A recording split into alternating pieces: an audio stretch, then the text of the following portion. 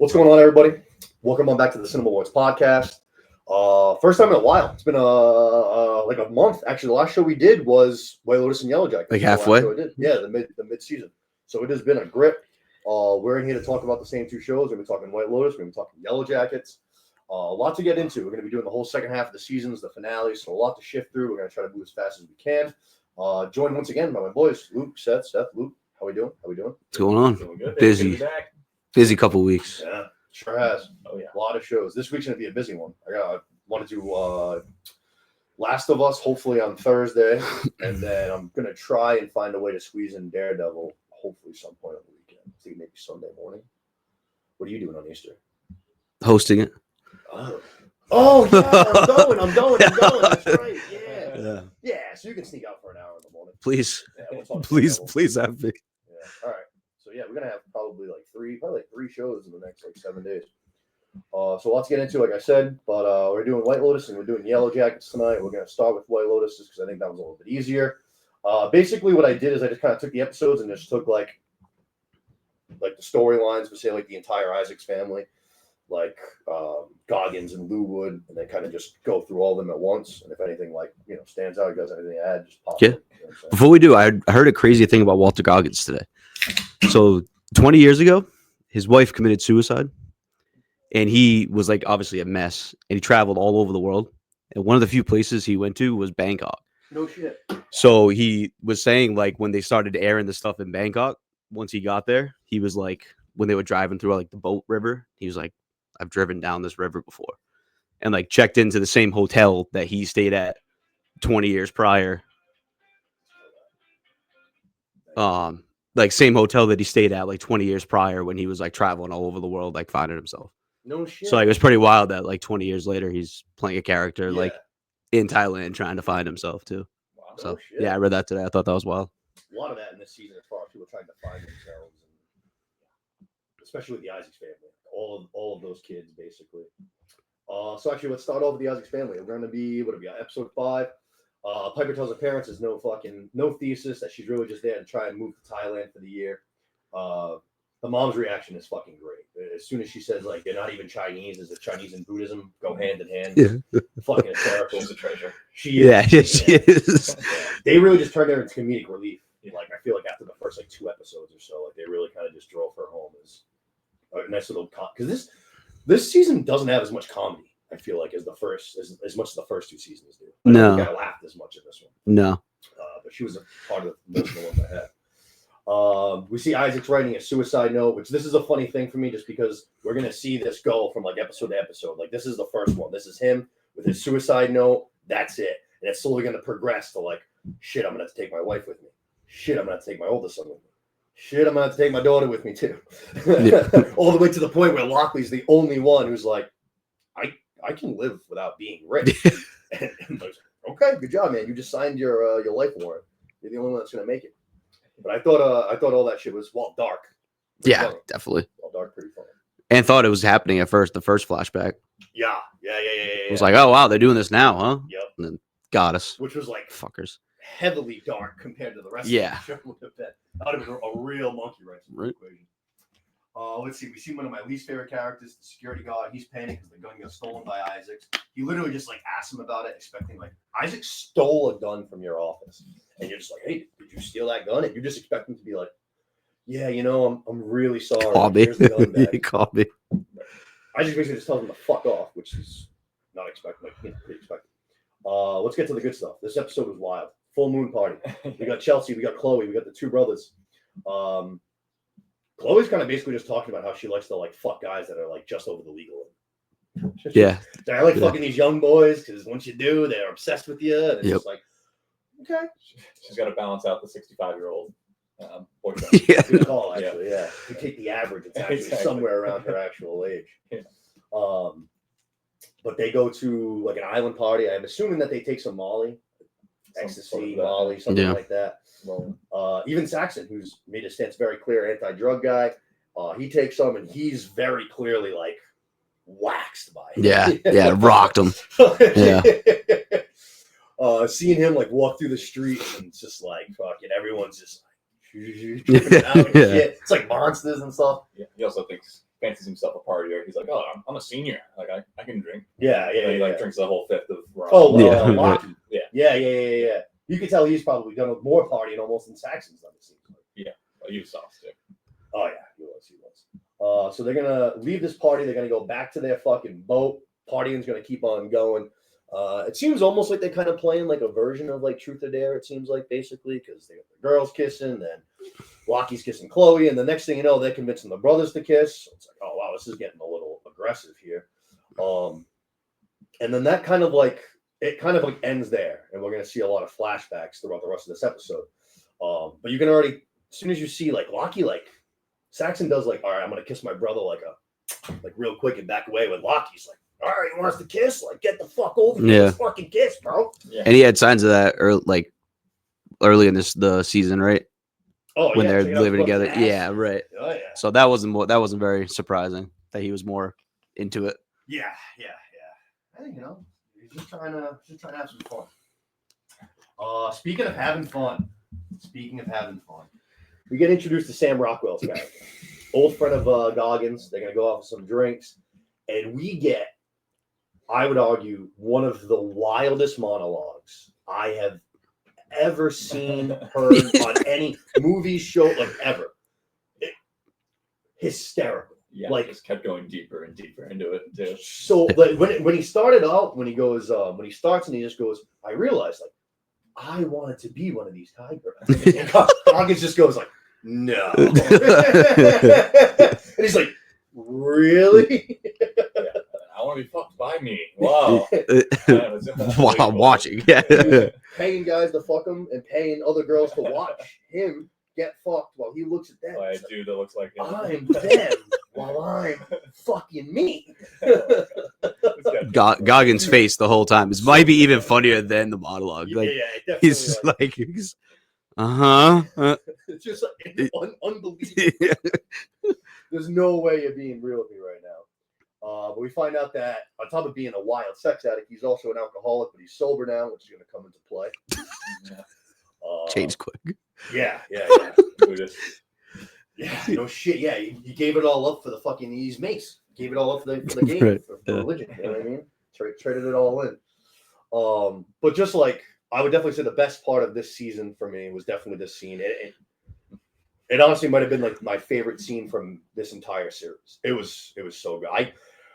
I had to like go back and watch the scene because I was laughing so hard during the scene that I wasn't even like hearing every single line that was being said. I had to like go back, rewatch it again so that I could actually get the whole fucking thing. I was like wheezing. I was like, couldn't get my breath. I was laughing so far. And between, like I said, Goggins' facial expression and what he's actually saying, you got no time to catch your breath from laughing because like what he's saying is funny and his face is even funnier. Yeah. Great scene though. Still let them finish. They're obviously very tight friends. Yeah. Lets them finish, gets through the whole thing, and then Sam Rockwell helps him up with the gun and doesn't ask any questions about it. Like, Yep. They've been through some shit together. For sure. That was the final test. You had to get through that story. Yeah. All right. Yeah, you've passed the final test. Yeah. I just remember like they haven't like caught up in a few years either. It seemed like, you know what I mean? Like they hadn't talked in a while. Yeah. And they were like, all right, like, like what's you with you? What have you been up to? Partying? He's like, nah, I've just been, having guys fucking. Oh, all right. Absolutely off the fucking handle. But yeah, like you actually said, he hooks him up with a gun, and we kind of know where that's going to be heading, obviously. And then who else we got? We got the three girlfriends, which is an awful fucking storyline. They're out at the club. Yeah. They're with Valentin and his two friends dancing, partying. They go back to their place. They're partying some more at the pool and shit like that. And then we see that Michelle Monaghan's been pushing this Valentin guy on Lori, yeah. the whole entire show. And then out of nowhere, she just swoops him up in the middle of the night. He stays the night. They fuck. And just a total backstabbing, conniving fucking bitch. Like, I don't even... It seems like everything they've said about this girl seems like very accurate. Like, she has to have, like, all of the attention. It's always about her. Yeah. She's definitely having problems as, like, an aging actress, like, accepting the fact that she's getting older and right. shit like that. So she wants to, like, feel... You can see her, actually, in the club. It's a good shot when they're all dancing. She looks over and there's like a group of young girls who's like clearly watching them. Yeah. And you have to imagine that they're probably being like judgmental. Like, look at this like older ladies here with these Right. young guys. The American girls and Right. Yeah. Exactly. Yeah. Exactly. So, but these girls, you know the one with the short hair is that's Sam Rockwell's wife. I only knew that because Like Holly- yeah. when Yeah, they've been married a long ass we were time. watching. I thought this was just going to be a one-off for Sam Rockwell's character. And I was like, oh man, like what a great cameo. But then he had a few more scenes in the couple episodes. They were all good. Yeah. Like he was good in all the scenes. So he was a great addition to the cast. And he was like kept like under. Yeah, I wraps. didn't know. There was Yeah. nothing. There was nothing about him in the trailers or No. in the castings. Nothing like that. And then the last one we see is the hotel manager there, that Fabian guy who's fucking weird as shit. Kept expecting something to pay off with him. Literally, almost no purpose to the show. No. Yeah, Just like no. would come in to like sprinkle little things to keep storylines moving. Yeah. You know what I mean? Like, after the first season, like that was the start of the show, was the hotel manager. Yeah. And then season 2, she was still a force too, like Yep. part of the story. And then this guy's just kind of weak. Lot to be desired there. Yeah, the one in the second season was like fucking. She was a bitch. Yeah. Just like been in the closet her whole life and fucking just taking it out on everybody. Yeah. At least she was like more relevant, you know. Oh, yeah. Yeah. Just kind of a Much more than this guy for sure. Yeah. For sure. And obviously the manager from the first season is like probably one of the Yeah, he stole the show. 5 main characters. Yeah, Yeah. he's got a ton of screen time and he definitely steals the show. But Fabian tells Belinda that Greg has come up to him and is taking an interest in her. He's asking a lot of questions about her. And right away, obviously, Belinda's like, oh, fuck. Yeah. Fucking God damn it. This guy murdered fucking Tanya, and now he knows that it's me. I know that it's him. Like, we're in a bad situation here. And then she is actually going to go back to her room. She's going to tell that guy Ponchai he's going to spend the night with her and keep her safe. And they share a nice little kiss at the end of the episode. Ooh. I like this Ponchai guy. Yeah. Feel bad for him. Yeah. Yeah. big time. He got fucking Fuck. booted. Yeah. He got kicked to the Fuck. curb. He just seems like one of the most like just genuine. When I think of like Buddhists, that's what I think of as that guy. Just seems like a complete center of peace. I bet you he hasn't had his heart rate go above like fucking 100 since Yeah. birth. Yeah. Yeah. I went over 100 like 8 times today. Like, Yeah. Tiny shoes. yeah. Oh, yeah. I'm probably over 100 right now. Yeah. I don't know, like 4 hours ago, and I have a Red Bull. So that was episode 5. I thought that was probably my favorite episode of the show. I think between, like I said, the Rockwell scene, which was unbelievable, and then the full moon party stuff with the brothers and the girls. Yeah. it was fucking When I wild. think White Lotus, I think an episode like this. Controlled chaos. Yeah. I thought that was probably my favorite episode. Episode 6. This one started pretty damn funny. I like the beginning of this one a lot. Piper goes and meets with the monk that she's been, idolizing this whole time. And she's like, hey, like, I want to move in here. She's like, even though I'm like, an adult, like, do you think you can like talk to my parents and just kind of like, you know what I mean? Just Tell them it's cool. Yeah, make sure, like, tell them it's cool. Sign the and permission everything. slip. Like, yeah, exactly, dude. Like fucking asking if I can have permission to sleep over your house. Yeah. The monk agrees though. So she goes outside to grab her parents, and we see the mom there, Victoria. She's just like buzzing around the temple. She's trying to talk to anybody. She comes over. She's like, none of these guys will talk to me. The ones that do don't speak English. Yeah. She goes, it looks like they're living in poverty. She's like, it's fucking terrible. The fuck is this? Yeah, Yeah. this is terrible. And instead of going in to talk with the monk, she kind of keeps doing that thing. Isaacs goes in and talks to him alone. And this I thought was like a kind of a cool conversation because everything the monk's saying to him, you could tell Isaac's like, Yeah, he's talking about the water. I'm dealing with all this shit right now. Yeah. Yeah. Very therapeutic, it felt like for him. Yep. I don't know about you guys, but I got a little bit of a vibe or a thought in my head. I was like, is Isaac's gonna stay here at this fucking temple? Like you wanted You to. know what I mean? Yeah, He's right. like, the monks relating to me, I can't go home. Yeah. Yeah. I can't go there. Yeah. At least here I'm fucking safe. Give him a full 2-minute psychoanalysis. He's Yeah. like, when you lose your spirit, what are you left with? Yeah. Pleasure and money. I think he was talking about he was talking about how chasing money leads to fucking evil and all shit like that. Yep. Which I've been hearing a ton of since I watched 7 hours straight of that Amish show yesterday. A lot of money, devil talk. Anti-money. Yeah. Oh, yeah, Not a big yeah. money guy. Downfall to all evil, man. All right. If you haven't watched fucking Breaking Amish, watch fucking Breaking. I put up the first episode yesterday. I watched it in 7 hours. It's funny. Came up on my recommended for you thing. I read the first description. I was like, this is the real world, but Amish people. I was like, say less. I'm gonna watch the first episode. 20 minutes in, I was like, cancel the rest of my day. Close all my. Yeah, we'll try again tomorrow. Yeah. So this was all good. Like I said, it seemed like almost like Isaacs was fucking Ready to join. ready to join. Yeah. Yeah. Or that's the final push he needed to end it. Maybe. You know what I mean? Because Yeah, he's like, yeah. you know, he's much more. The Buddhist is much more of like once you die, you come at peace and Right. like crash back into the waves and Right. Seemed whatever like it he was gonna be is. pushed over the edge to killing himself at least. Yeah, right. Or maybe everybody else in his family. I love how Tanya says the exact same thing in season 1 as he says. He leaves the conversation with the monk, and when he sees Victoria, he's like, that guy's the real deal. And that's actually no, season 2 when Tanya wants to get the card reader. I'm sorry, it's season 2. She wants to get the card reader, and she like comes to her hotel room, and like all she does is like lay out cards. Right away, she's like, "Ooh, this girl's the real deal." Oh man, this show missed Tanya. Or at least I missed Tanya. She was. It would have been nice to have her around. Let's see here. Victoria, the mom tells Piper she caught on. She saw enough today, so she's like, "Hey, if you spend one night at the temple or whatever, and you still want to stay here for a year, I'll support you. Like I'm all in." Mom was 2 steps ahead on this one. Yeah. Fucking nailed it. She knows Mom her nailed daughter. it. Yeah, she knows her daughter. Especially seeing like the daughter was like, I'll be fine. Like I don't need all these things. And she knew. She's like, Yeah. You've been raised like this your whole life. You can't just all of a sudden go from having everything to having nothing. Yeah. I just talked to them to make sure, I guess, that it wasn't some, you know, sleazy half-ass operation. That she was safe at least. You know what I mean? Like she wasn't going to be in peril or anything, but terrorist attack on a Buddhist temple. Yeah. But as a viewer, they didn't give us any reason to think she couldn't do it. It seemed like, yeah, one night, like, Yeah. Oh, yeah. easiest thing ever. Especially when that's all she's basically talked about. Yeah. She on the boat, she was talking about this guy's books, and now she can't wait to meet him. She's here to write a thesis. Now she wants to live there for a year. Crazy that she has all these grand plans, and then imagine if they just left. Like if they just, all right, honey, like good luck. Yeah, we're leaving tomorrow. Like, Like, you're going. yeah, And she just you're on the spent boat. the Or first not. night there, and after the first night, she's like, calling mom. They haven't even got back to America yet. Yeah. They're on a fucking layover in Europe. And she's Yeah. like, guys, I want to come home. Yeah. Do a trial run. But the mom, this is when the mom's gonna tell Isaacs is like, hey, like, you know, like we'd be okay if we lost everything. Like we still have each other. And the mom is just like, at this age, I just don't think I could be poor. She's like, honestly, I don't think I ever could have been poor.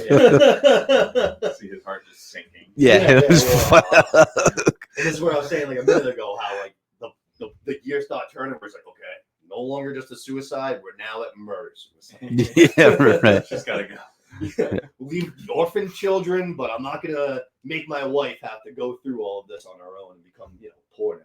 Although, like, if he dies, if he kills himself, like, does that mean they still lose all the money? It's just like freeze his inheritance or whatever. Or, Right, Yeah. yeah. I don't know. Like, can they come in and take everything if fucking the guy who's the reason for it has killed himself? I Oh. mean, it's probably not. Yeah, you think maybe his estate at least would be okay. But Right. I'm sure they can take a lot of his other stuff that was proven Yeah. from profits, gotten in illegal. That's like a Epstein thing or something. Like, Yeah. They just slightly addressed it when he's on that conversation on the phone with his lawyer. He's like, "That's the fucking federal government, dude. They're gonna get everything you have." Like, Right. Fuck them. Yeah, They're you're gonna take already it. in your office. Yeah, you're screwed. So Yeah. I think that's their one little attempt at addressing that he's screwed regardless. Yeah, that interests me. I wonder if, like I said, if he kills himself, and even like you said, at least like the estate, like their family accounts and stuff. I don't know. Because if he would have just killed himself, maybe. although if they're going after the dollar, Yeah. it doesn't matter who it's. You know what I mean? They're gonna take the $1 dollar. million or something. Like, I don't know. Yeah. Oh, I think his family's sitting on multiple millions of dollars. Right. At least that's the He's impression. getting paid $250,000 at least or something to do with his job. Yeah. But who knows? All right, let's get to some good stuff. Saxon's gonna wake up on the boat. Wakes up. We have the exact role reversal from the first episode. He looks over. Lockie's ass is up in the air. He's naked. He's just like, oh shit, my brother's ass. All right, word. He gets up and he instantly starts having like just flashes, like little pieces of like the night before. And Lockie wakes up like shortly after. And shout out to Holly for noticing this like right away, because I don't know how she did or how anybody would, but she goes, they're wearing each other's shorts. And I'm like, what? And like you notice like Saxon's shorts are like now like super short and Really? much tighter. Oh. Yeah. And Lockie's shorts go like down below his knee now. So in the morning, Very they cool. woke up, they were still like fucking That's blacked so out or hilarious. whatever. Yeah, I was like, babe, that's great. That's a great spot. That's hilarious. But basically, you can get the impression that they both have a slight little bit of memory about kind of what happened, but not totally. And they're both kind of like in the same plan of like, we just blacked out. Like, all right, who knows? It's not a big deal. Like, nothing too crazy happened. Like, we just blacked out. Drugs and They both had the sinking feeling. They were not trying to investigate in their own head what happened either. Yeah. They're like, Chalk it up to that. Jackson. Yeah. You can tell like Lockie's a little bit more just like go with it. Oh yeah, some shit must have happened. Yeah. And Molly, crazy drug. Yeah. Moving on. For real. Yep. Yeah. Let's see. Greg is going to accuse Chloe of sleeping with one of the brothers. So she admits she fucked both, but not to him. She admitted it to Chelsea. Mm-hmm. She said that she did sleep with Saxon. Greg tells her that he needs some help from her and that he needs her to invite the brothers to a dinner, which right away, yeah. Like, we know that this guy's capable of murder. He knows that this guy fucked his wife. Like, there's no reason You would expect the worst. Right. Yeah. There's no reason to think that anything short of you getting like probably torture. Yeah, some like red wedding shit or something For going real. on with that. Yeah. Yeah, for real. And then it's gonna double down for me at least when he talks to Belinda and asks her to do it too. And I'm like, this guy's putting. Well, might as well just knock them all down at once. I Right? wasn't thinking red wedding. I was thinking fucking Knives Out. Baylor. No, I was thinking Baylor Seth when Cersei like gets Oh, yeah. everybody in there, Mhm. all of her enemies, just blows that motherfucker Yeah. up. Right. I could totally see him doing that. Burn them all. Yeah. So that was definitely fucking interesting. And then we're gonna see Chloe, Chelsea, Saxon. They're all by the pool. And basically, she's like, "Hey, Saxon, like I told Greg what happened, and he wants you to come to dinner." Which right away, Fuck no. no, you told him we had sex. Like, what are you crazy? And she's like, "No, like don't worry about it." He kind of seemed turned on by it. Which I gotta be honest, I did not get that impression at all. It turns out that is true. Like he clearly was, but I did not get that impression watching it at all. Yeah, strange. I just feel like it's still not confirmed. It's still just him looking from a distance or whatever. Yeah. But like it could be part of some other plot he has or something. But, Just another way to get him to come. yeah. That's funny. He's like, yeah, you can fuck my wife again. Like, Yeah. Yeah, actually, that's not a bad way to lure him in. Yeah. Listen, I'm gonna make seems like she'd be a good time. getting this thing catered. We got steaks, we got lobsters, and you can fuck my wife. Yeah. But if the only caveat is somebody else has to watch, yeah, I'm out. Like privately, no. The conversation doesn't end there though. Somehow I don't remember how, but three-ways come up in the conversation, and they go, "You never had a three-way?" And he goes, "Of course I have, but not with two guys." And Chloe right away, she's like, "Well, what about last night?" And Saxon's like, "Well, you just made us kiss." And she's like, "Yeah, but I certainly didn't make him jerk you off." Yeah, you see his face just like fucking crumble, dude. And this led to a very funny line I thought from Amy Lou Wood, which he says, he goes, "Wait, what the hell drug did you give us?" And she just like, she has her book in her hand and she kind of just like peers over it. And she's just like, "I don't think there's a drug in the world that would make me hook up with my which I thought was very, very, very funny. She was the best. She was the best. And I think that a lot of people might not have exactly know who she was going into this show. And it seems like everybody that's seen it now, like, unanimously loves her. Yeah, she's a doll. She is. She really is. She's just so precious. Let's see here. Let's see. Okay, back to the stupid girls. Kate's going to tell Lori that she saw Valentin leaving in the morning.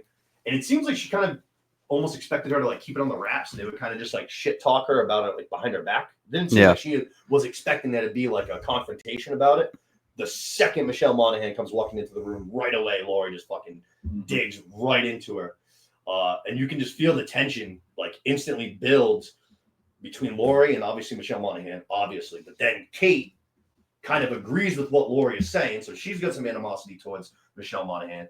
But then she's also got a little bit of tension building up towards Lori for kind of spilling the beans and now creating this entire confrontation as a whole. So all these girls seem like they're kind of fucking annoyed with one another. Yeah, she just brings it up, but she's just very like Switzerland on it. You know, like she plays both sides and like she does it a lot. Yeah, she just I hate how like neutral she was throughout the whole thing. Yeah, she was while being the one that like brought up this whole thing in the first place. Across both sides. Yeah. pretending to be the peaceful. Like if you're gonna do that, at least pick a side and be like, yeah, what you did was fucked up, or yeah, who cares? Like we're on vacation, yada. Like don't play both sides. I don't know if you guys catch Michelle Monaghan. Lori basically said like Michelle Monaghan was like flirting with Kate's husband like at their wedding, Yeah, like very hard basically, Mhm. which is obviously pretty fucking weird too. I don't know, like why would you guys stay friends with this girl? It almost kind of like almost get the impression that like you guys are staying friends with her because she's famous. Like you guys just like you know what I'm saying? Yeah. Is it really like you guys really don't even seem like you like each other that much? No. Yeah. You just want to be there for the downfall whenever it happens, or something. No shit. I would say Kate is like she seems like the only one that's actually like acting like her age, kind of too. Yeah, She's between the Switzerland thing, but then like say like the night when they like the episode 5 when they're at the club and shit like that, she like doesn't. You can tell that she's like on guard. Yeah, she's past the bullshit. Yeah, she doesn't like. It seems like she doesn't trust the friends totally. When they invite him back to the house, she's very like, what? No. Like, Yeah. And I think she's like basically the one that like closes down the night too. She's all right, like 3 a.m. You guys gotta get the fuck out of here. Yeah. We're all going to bed. Like Yeah. it's all over. So let's see. We go to real quick. We see the security guard. He's gonna sneak into the Isaac's room. He gets his gun back. Woo! Zion arrives. Great. He walks in on Belinda and Punch Eye. They're in bed together. And they've decided that they want to open up their own spa together. Belinda's spa is coming back. Tanya fucked her over, but the dream's still there. Now she's got a guy to do it with. He was like, we can do it here in Thailand. And now they're hooking up. Everything seems great. Yeah, we're on the right track. Yep, right. And then we close out the episode, which is something we just mentioned, but Greg is going to invite Belinda and Zion to dinner. And he says, like, hey, Belinda, like, I think we need to talk. Setting up, like we said, red wedding, fucking Baylor set, whatever the fuck you want to call it. Setting the table. But it was fucking, it got me very excited. I was like, oh man, like next episode is going to fucking pop off. Which, 6, still good episode. Thought it was a huge step down from the 5th one, though. At least in my opinion. 6 was just kind of recapping the night before.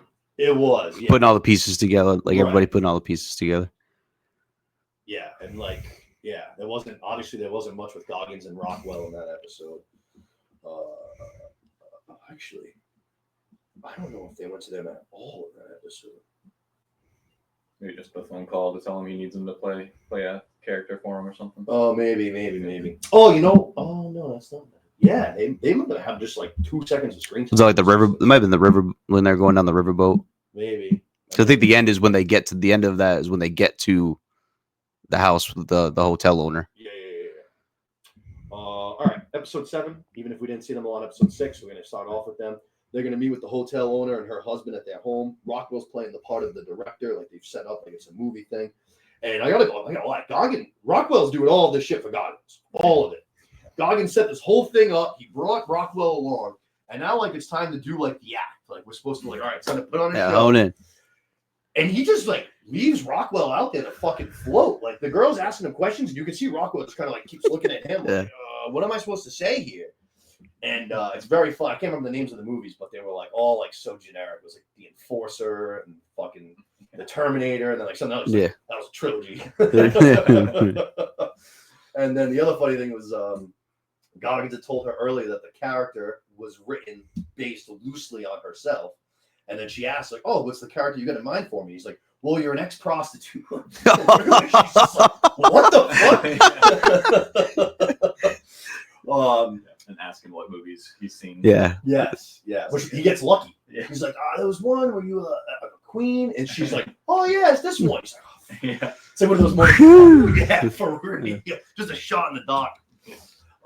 He's like looking over to Goggins for help, and Goggins is just so locked in on the hotel owner. He's just leaving him out to dry. No shit. Like, dude, if you guys don't play this off, you could get kicked out of here before you even get the chance to do what you want to do. This, blow the cover quick. Yeah, we see like they have this security like on staff there and shit. And then fucking like we said, Rockwell's getting left out to dry. Basically, he's kind of like looking for help. He's just like, maybe a whiskey. Maybe a whiskey will do it. Let's get some alcohol. Let's get loose. Yeah, and that's the only thing that actually gets a reaction from Goggins. He says that, and Goggins is like, really? You're gonna fucking have a drink? Just a little bit, get the nerves going. Yeah. Sobriety over. Yeah. Need this right now. Yeah. And after we heard that monologue, we can probably quickly assume what's going to happen after this one thing of whiskey.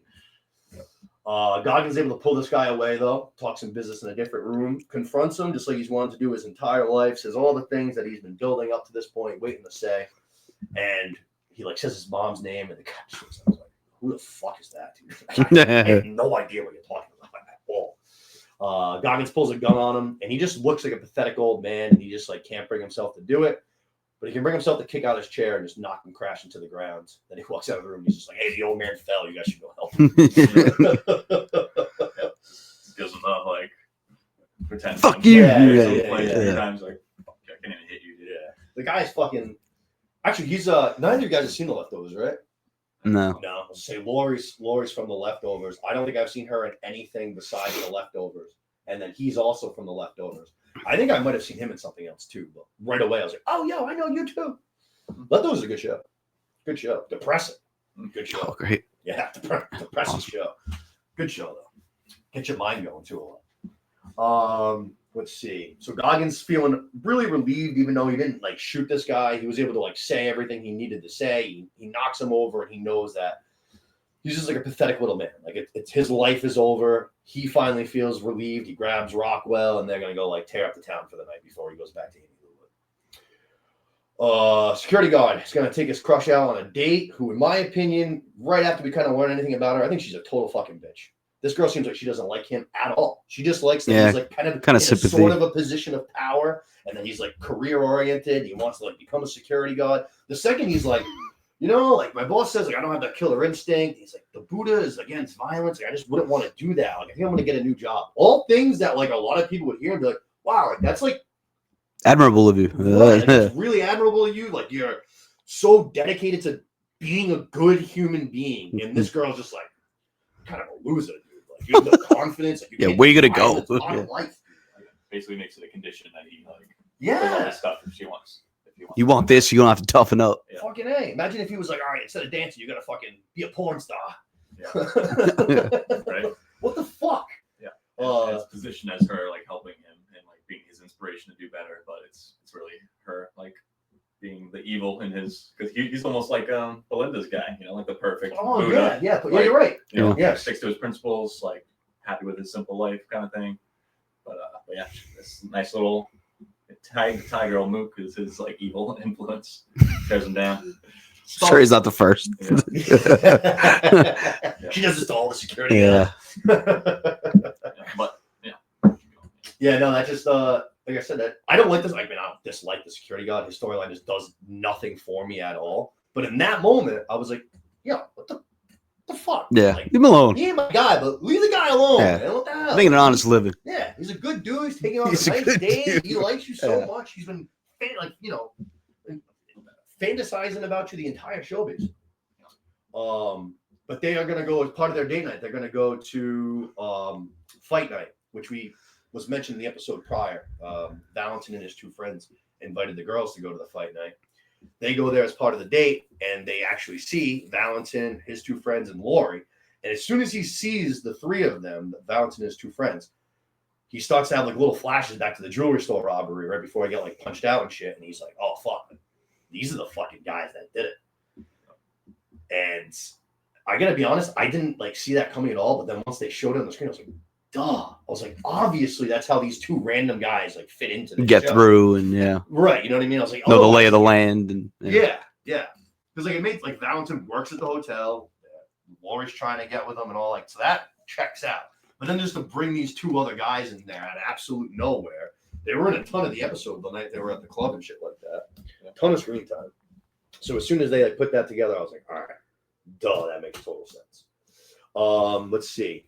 The brothers were not the only ones that went to Greg's dinner. The whole family went. We have a funny thing again where the mother, Victoria, she's got one of these other young girls like Chloe and Chelsea who married to an older man with a lot of money.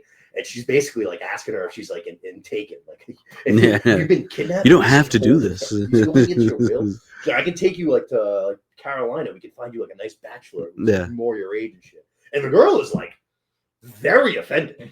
But genuinely like, dude, like, no, I fucking love my husband. Like, fuck off. Which hell yeah, that's a keeper right there. Even if she's lying, got the job done. She lying. Mom knows best. Mom knew best throughout the whole thing, dude. Mom's up on everybody's bullshit on this island. Saxon sees his dad, sees Isaac. He's still all hopped up on drugs, and he finally is just like, "Yo, Dad, like, what is going on? What's up? Something's clearly wrong. I can tell something's wrong." And he's like, "If something is wrong, I need to know because I put all of my eggs in your basket. Your career and my career are directly attached together. Bad time to break this up. For real. Our lives are directly connected together. Like all of your decisions impact me." And obviously, fucking Isaacs is now like, "Fuck. Now I gotta kill my son." You just made the list. Yeah, you're on the list now. The suicide murder list is just building and building and building. But that was like funny because like I said, even though it's like dark, that was the thought that came across my head right away, and I just couldn't help but like just smirk. I was like, "Gosh, bad move, man." Yeah, no, not the time, dude. Not the time, man. Just go and fuck Chloe and let Greg watch and just like chill. Which is actually right where we're going to next.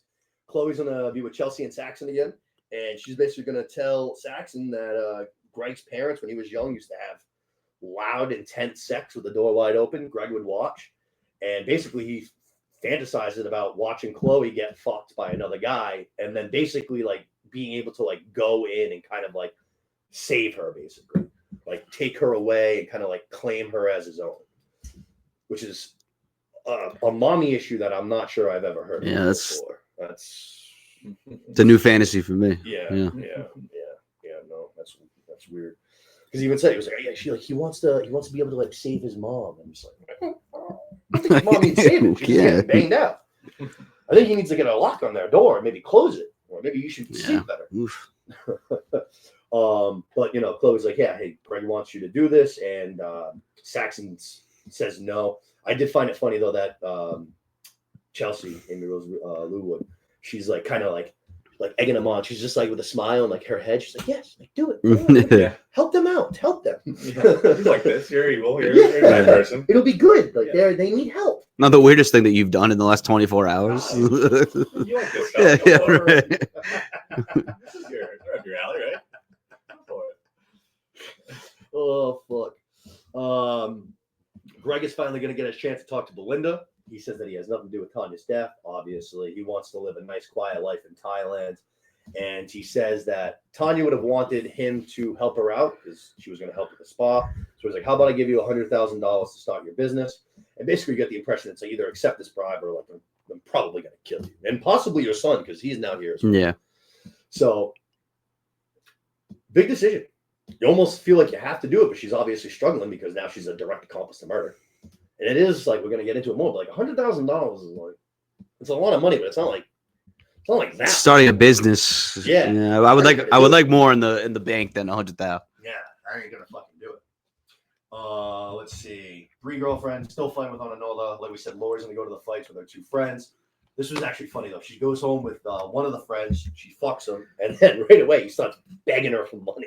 He's like, "My mom's fucking. She's sick? I think it is, or she needs to move. One or the other. I can't remember." Yeah, he needs to bring his family to Thailand or something. And he can't go back there. He has to bring them here. Right.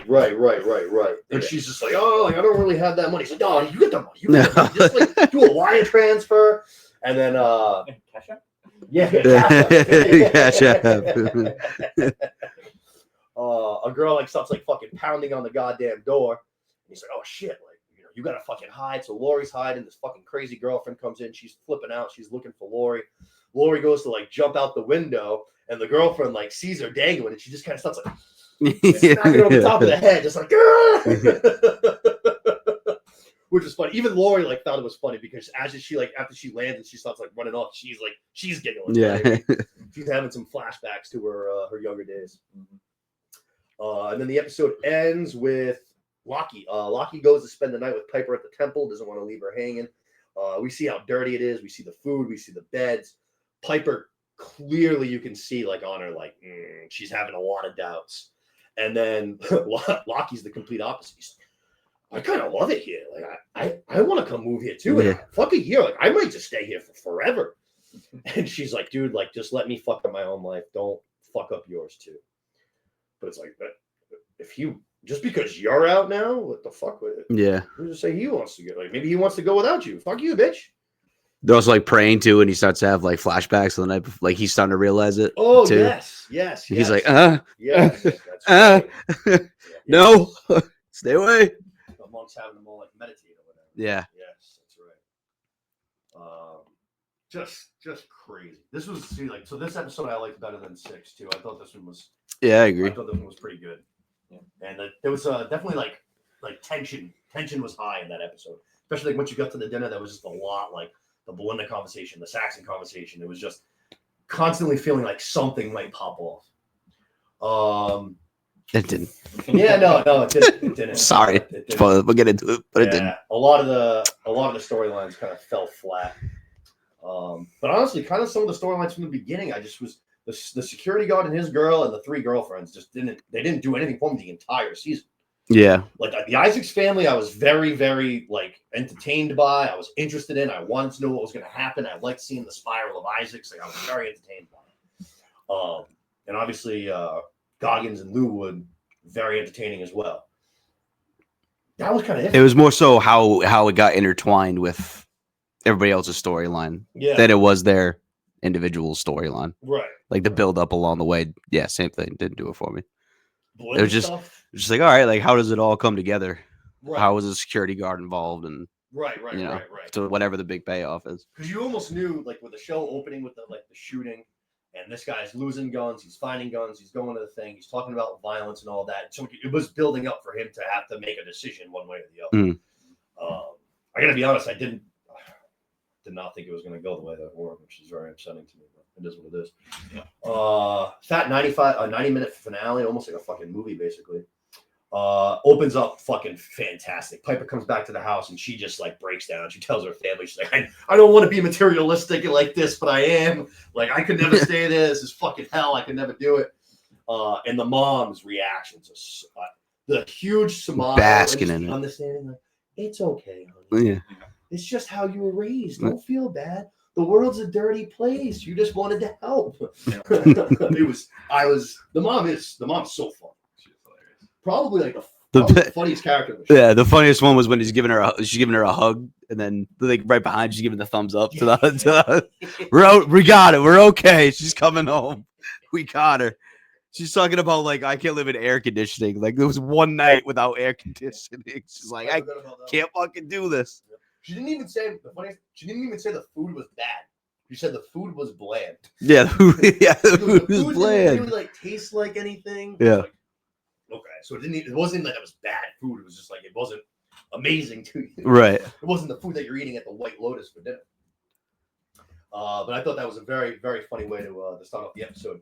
But now she adds herself to the list. You know, she's materialistic.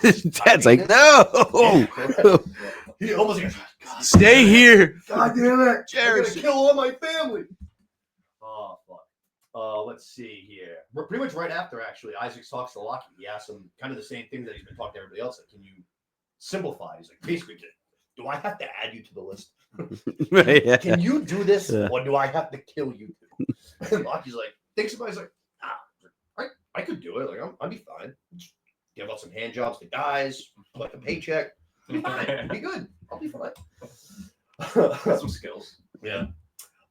Isaac's learned that the security guard came and got his gun back. So now he's like, fuck, like, I don't know how I'm going to do this. Remembers that in the beginning of the show, he was told about these fruits that grow in the trees right outside of their hotel room. And they're like, hey, make sure you don't eat these things because they got seeds. They're fucking poisonous. They'll kill you. Goes, picks a bunch of them, grabs the seeds, blends them all up, makes some pina coladas for the family. If the last thing I drank before I died was a pina colada, I'd be fucking pissed. I'd be fucking pissed. That wasn't the best batch either. No, it wasn't. I'm like, can I at least get frozen margarita? Can I get tequila? Please, can I get tequila? Meet me in the middle. And pineapple. Yeah, terrible. Just absolutely terrible. And as he, pours them out for the whole family, they're about to start drinking, and he finally, has a collapse of faith, and he fucking says, no, I can't fucking do this. Smacks the cup out of Saxon's hand, and basically says, like, no. They're talking about the milk. They're like, is the milk bad? Yeah. He's like, yeah, the milk's bad. Oh, he is. Fucking pina colada. Thailand. Those fucking sitting outside for monkeys for like fucking 2 weeks. The monkeys are cracking it open, fucking drinking it. Oh, fuck. Unfortunately, though, Isaacs, even though he decided, he made the right decision, decided not to murder his whole family, was an idiot in the sense that he did not remove the rest of the leftover seeds from the blender. And the next morning, Lockie wakes up, makes a protein shake, drinks the rest of the poison, goes out to the pool, kind of hanging out by the pool, and then just slowly you kind of see him like fading out, like little by little.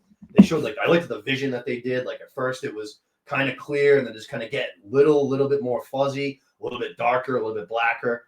And then I liked how they showed him talking to the monks before they decided to bring him back to life, basically. I thought that was all. I thought that scene, how they shot it, I thought was good. I enjoyed it a lot. Yeah, as he was dying too, there was a shot that made it seem like he was in the water, drowning, looking Yes, up. yes, too, yes. Which just kind of lined up with the metaphor that the monk gave earlier about a drop of water returning to the sea. Yes, a lot of that. And it also made it seem like he might be the one who we see drowning in the opening scene. As Zion walks up. Yep. Because we also saw him in that isolation tank, chilling in the water, and that was kind of a false lead there. But oh shit! Can you grab that white wire and plug that in for me, please? yes, Please and thank you. I don't know if I can reach it.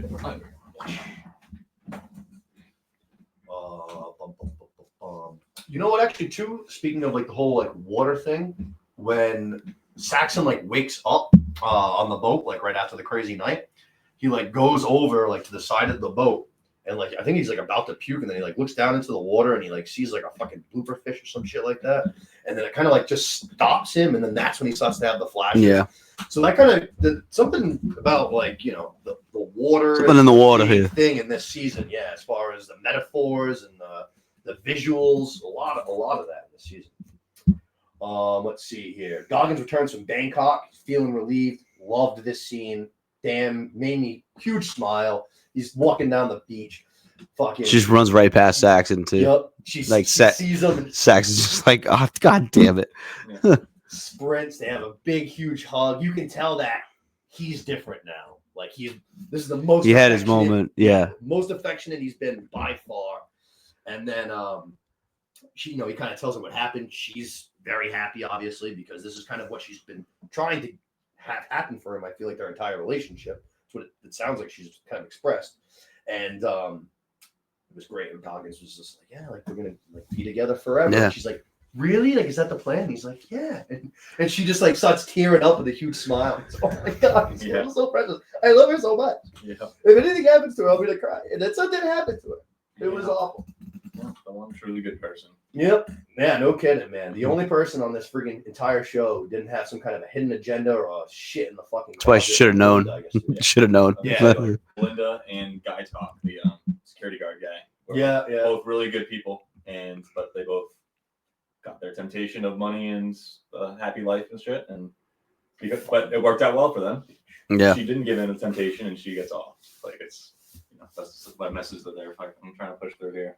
And she pulls a Tanya though. She does exactly what happened to her. Actually, it's even worse than what Tanya did to her because that was just about the business. Now there's a romantic element added to it too. You're not just fucking up on the business. You're just leaving him high and dry. The guy likes you very clearly. He was sad. He was shook. Yeah. Shook. Get the vibe she's never gonna talk to him again too. Yeah, done. I'm too good for you now. Yeah. I got $5 million, baby. I'm gonna go find myself a.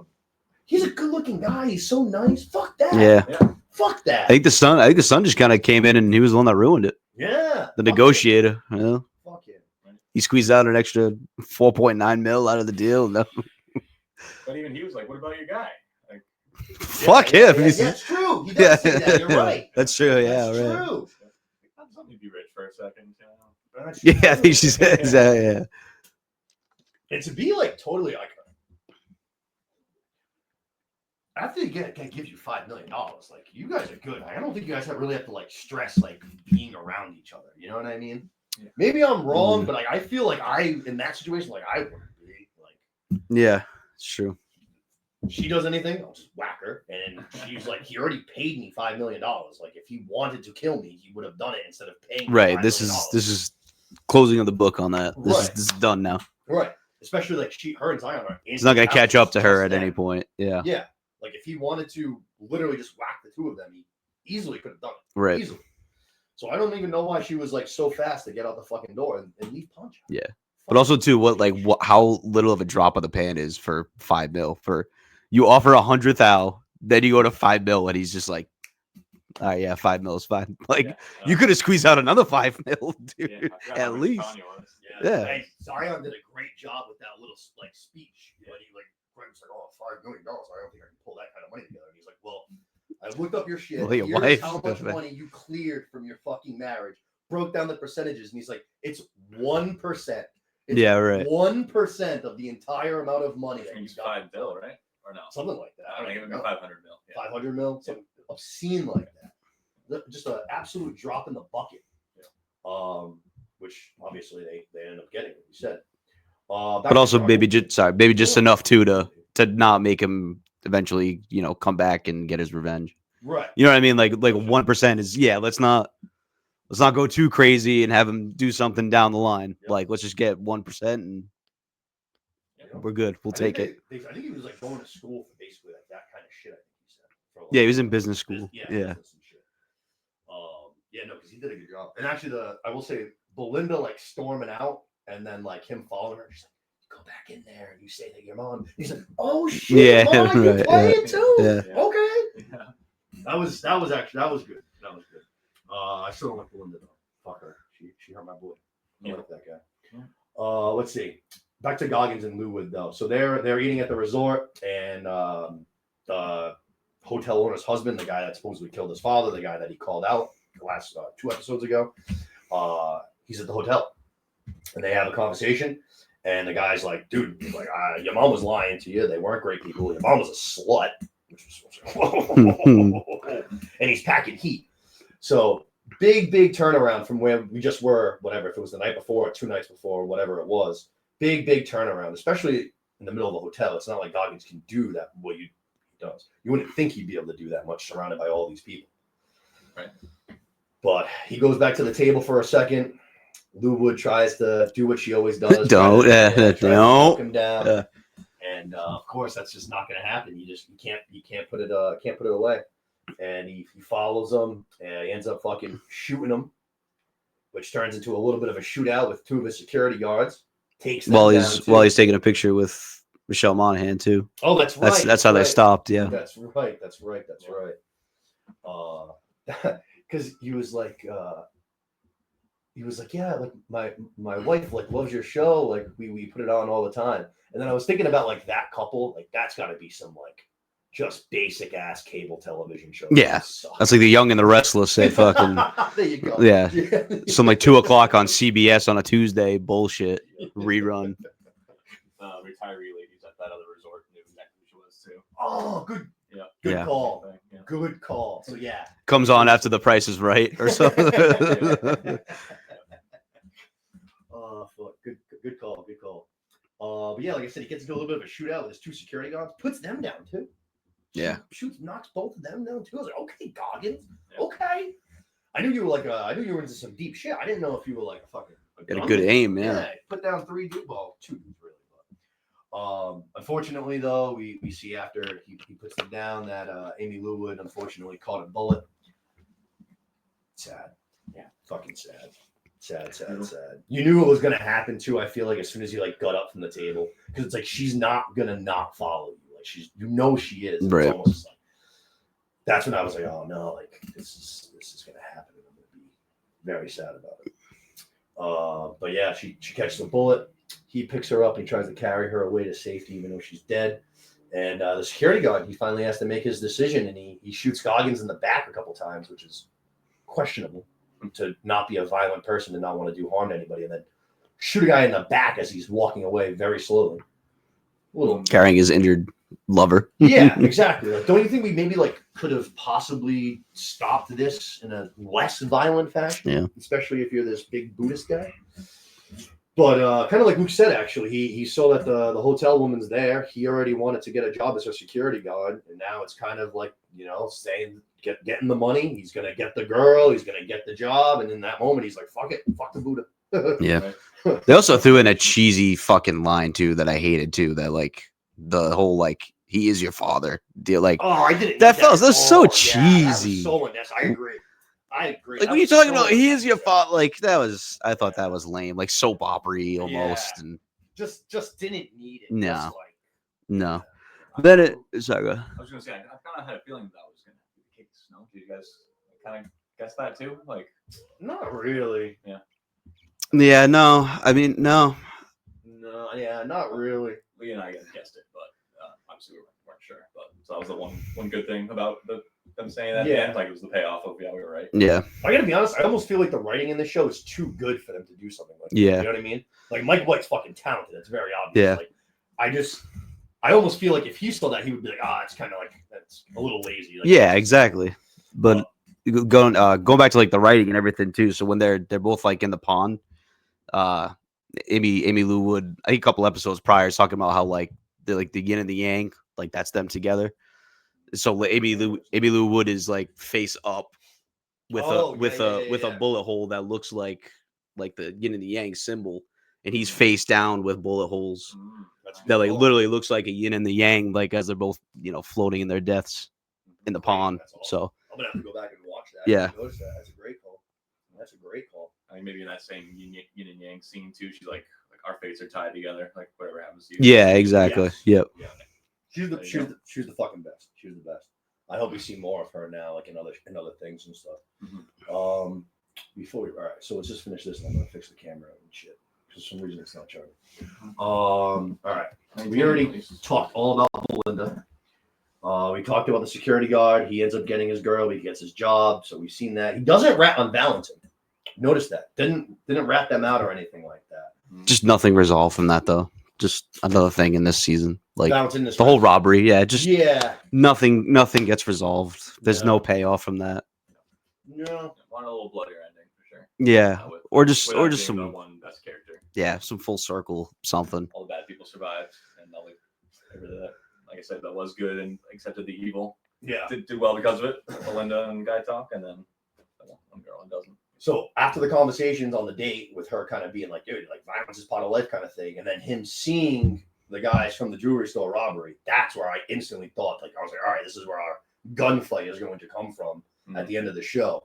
Was going to be like him confronting them somehow, and then next thing you know, like a shootout takes place. Right. Unfortunately, that's not what happened. But and then the very last thing before we but 3 girlfriends, they all basically just say how they fucking love each other. Friends, just like happy Boo. each other's lives. So, Boo. yeah, no shit. Dude. Boo. What a useless fucking story. So lame. So lame. So fucking lame. Finale, I don't know. Finale had good moments. Short. Fell short. Was short. Obviously not. Yeah. An hour and a half. No, I know but what you're saying. season as a whole fell short. There were parts of the finale I really liked, but then a lot of it I could have done. Yeah, I want to know more too. Like, what's the robbery payoff like? Like, I want to know what happens to the family when they get back to it. But obviously, you see them all with their phones at the end, and like they know what's going on. But like, what happens when they get back to America? How does that payoff happen? Like, yeah, like what? They just go back and they all go to jail, and like that's it. They're broke. Like, how do they live off of that? I don't know. A lot of like loose ends that weren't tied up. One thing I did notice is on the boat as they're leaving, Saxon's still reading the book that Amy Lou Wood gave him, and I was like, all right, so this guy came here just looking to party and be the same asshole he always is, and he's leaving, and he's trying to find some spirituality, a soul, basically. Well, they're all different. All 3 of them are different. Yeah, and the sister who was here all about that to find her spirituality and all that shit. Now she's completely out on that boat. Yeah, she's literally like stuck up, like she's just sitting on the boat, like nose up, like just stuck up, soaking it all in. Yeah. And Lockie's the one that's like, not hungover because he almost died, but like he's the one with the sweatshirt on and glasses, like like, slumped on the side. So like that was one of the few things that was cool, is that from the beginning to the end, there's literally all 3 of them flip flopped from the boat there to the boat out. Yes, no, that was good. I thought the Isaacs family dynamic was good. I would have liked, like you said, to get a little bit more of a taste. Honestly, if you're not going to give us a little bit of taste at the end, we also could have gone the other route. Could have just killed all of them. Or Lockie could have stayed dead. Like that would have been a wild ending of like a poetic ending of this like not piece of shit family, but like this poor kid, the one who's like neutral on the whole thing, is the one that's like, when I think White Lotus, that's what I think of, is that should be a payoff like that. Yeah, it's not bad. And like the bad people are the ones that get away with it. It's not bad. overall, I think that this show is still a better show than the vast majority of shows you'll watch on TV. Mhm. Even if I think this season was the worst one of the three, I agree. definitely, I didn't care for it as much, but every single week I was like there, I was ready to watch it. I was, like the episode never ended, and I was like, well, that fucking sucked. You know what I mean? Like the writing's really good. They shoot the shit out of the show. Some of the shots that they do are fucking incredible. I love the cinematography of the show. Mhm. So like I still enjoyed it, and if there's a White Lotus 4, I'm obviously gonna watch it and all that. But Yeah. Like I said, I think even though this season was the worst season in my opinion, I still thought it, like I said, better than a vast majority of TV that you're gonna watch nowadays. Yeah. It wasn't that it was bad. It was just not everything was tied up the way I would have liked. Right. So Good acting left a lot on the table. performances. Yeah, very good. Yeah. So you guys have anything as far as the finale, the whole season? I did notice that they, or I saw that season 4 is going to come. Oh, is it? They were saying no island. Yeah, to I saw the- one rumor was Norway, and that Yeah. like the same film crew booked or was like inquiring about a resort in Norway, like a ski resort kind of thing. Yeah, I did see that too. They were shifting, or like an Aspen kind of they did in America, or like Right. something Anyway, like it could that. be wherever they want. That's just the set. Sure, yeah, So it just could be any right. snowy But that'd be place. cool. Nice snow season. Snow would be cool. Yeah, but Ooh. But Hey. no, I think it's probably rank them 1, 2, 3 in terms of favorites. Yeah, What I is still it? agree. 1, 2, 3. I would think in terms of Oh, seasons. not for me. Maybe 2, 1, 3. Yeah, It's I close. thought It's 2 closer was to 2, 1, 1, 2. Like Yeah. this is without a doubt the worst of the, not the worst of the three, but it's definitely third. Yeah, agree. Definitely agree. I thought 2 was. I thought Yeah, 2 the was prostitute storyline, that was a great awesome. storyline. Dude, the show is literally like when you break it down, it's about the two of them fucking their way to the top. Right, That's yeah. literally the concept of the show. It's like these two prostitutes are gonna give everybody a run for their fucking cash. Yeah. Great. I love season 2. I thought it was fucking great. I love the Imperioli storyline. Season 2 I thought was great. Yep. All right. Is that it for White Lotus? I'd say so. All right, let's keep it moving. We still have a lot of Yellow Jackets to go into. We have second half of Yellow Jackets, which you haven't talked to any Yellow Jackets with us, right? I'm not sure. Did we do White Lotus and Yellowjackets together? We did. Yep. Was that after the premiere, maybe? I think that's what it was. Yeah, Was I think we did a okay, premiere and then yeah, mid-season. Yeah. Yeah, I was in wedding mode. Right. Yep. Right. Oh yeah, there you go, baby. Congratulations to Lukey Kleinen. Oh, yeah. First Married man now. podcast Good married. boy. Yeah, flash the ring. Yeah. First podcast as a married man. All right, we're gonna try to bang through this too. Let's see. We're gonna start with episode 6. We have Shauna on the run with her family. Basically, she's gonna get a tape that Callie gives her right at the beginning of the episode. She's like, "Hey, this came in the fucking mail for you." They find out that Lottie's dead. The freezer incident happened. The break incident happened. The cell phone in the bathroom incident happened. So Shauna's paranoia is at the maximum, which is exactly what we're also seeing in the wilderness at the same time, is that her paranoia is starting to peak. Maybe not in episode 6, but very shortly after, episode 8 and 9 for sure. Oh, yeah. Over the top paranoia. And we're seeing it very much in the present day version of her too, especially the way that she handles the entire Melissa situation. It's fucking wild. But anyway, she gets the tape. She brings her family to the hotel. She gets Van and Ty to come over with some kind of weird fucking VCR kind of a thing, because it's an old ass tape. And the tape basically is like a girl's just going. She goes testing 1, 2, 3, and then she goes, "What the hell is this?" And then you just hear a bunch of girls screaming. They stop the tape, and then Van delivers a line that I thought was great, where she goes, "Everyone who knows about this is either us or they're dead." Very much kind of like looking around to be like, so which one of y'all is it? fucking rat? Yeah. Yeah, right. Which one of you? Or guys somebody is that we fucking don't rat? know about that's still alive. Yeah. Let's see here. Callie's gonna fucking plant her phone. That was kind of useless shit. Callie had a lot of screen time. Callie and Jeff actually have a lot of screen time, even though it feels like they're kind of like outside of everything that's happening in the show. Yeah. Like I did not like. There's the one episode where not one episode, but there's a scene where like Jeff meets the two guys that he had that business dinner with, and then went badly, and then he kind of just like basically just says that his wife's a bitch. Yeah, and my that wife she's ruined the sucks. dinner. And I was just like, is this supposed to be just to show us that like Jeff is starting to see his wife for who she really is, kind of a thing? And I was like, if that's the case, I was like, I gotta be honest, I don't care like a ton. Like I don't really care about Jeff or Callie for that matter. Yeah. Like or waited until it messed something up for you to realize that. Yeah. Like this was the tipping part of it, you know? Yeah, I don't know. Just didn't do too much for me. Misty's investigating Lottie's death. Walter's trying so hard to be involved, but she's just being so. I love Misty. I love Misty. She's my favorite character in the show by a large portion or large margin. But her just being a dick to the Walters. It's funny, but also upsetting because I love Walter. Yeah, Team Walter. Yeah, they're so similar, and she just like can't see it.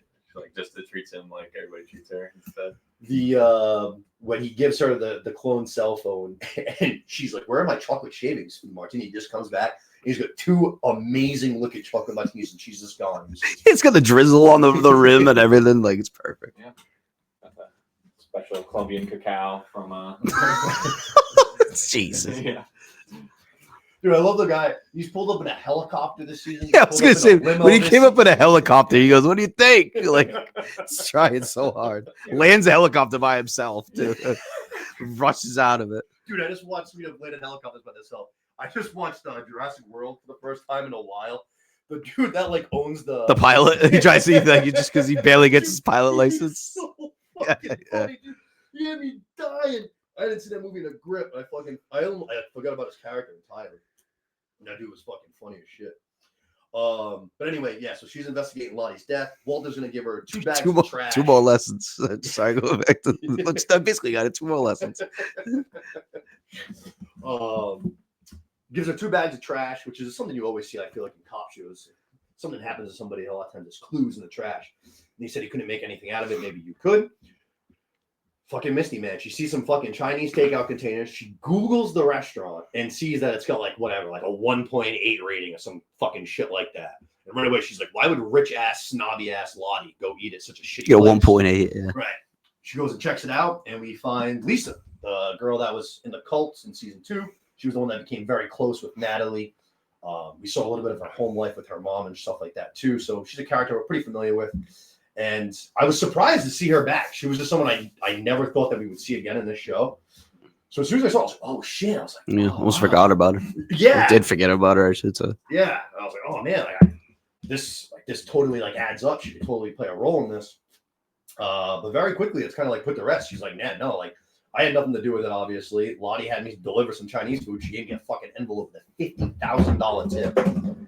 And then she also tells her that she saw Lottie and Ty talking the day that Lottie died.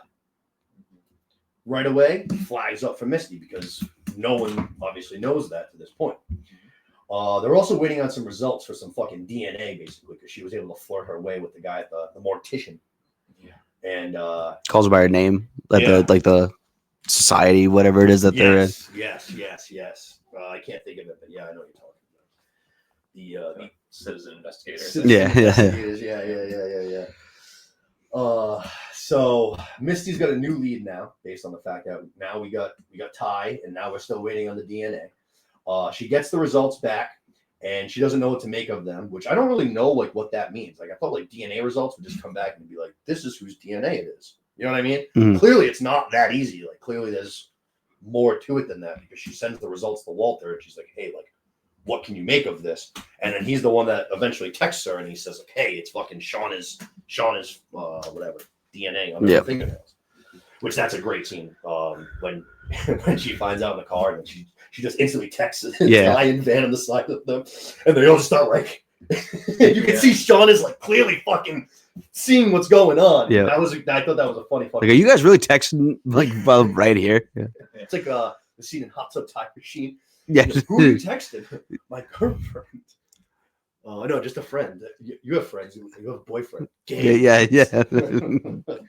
Stu looks like Stewie from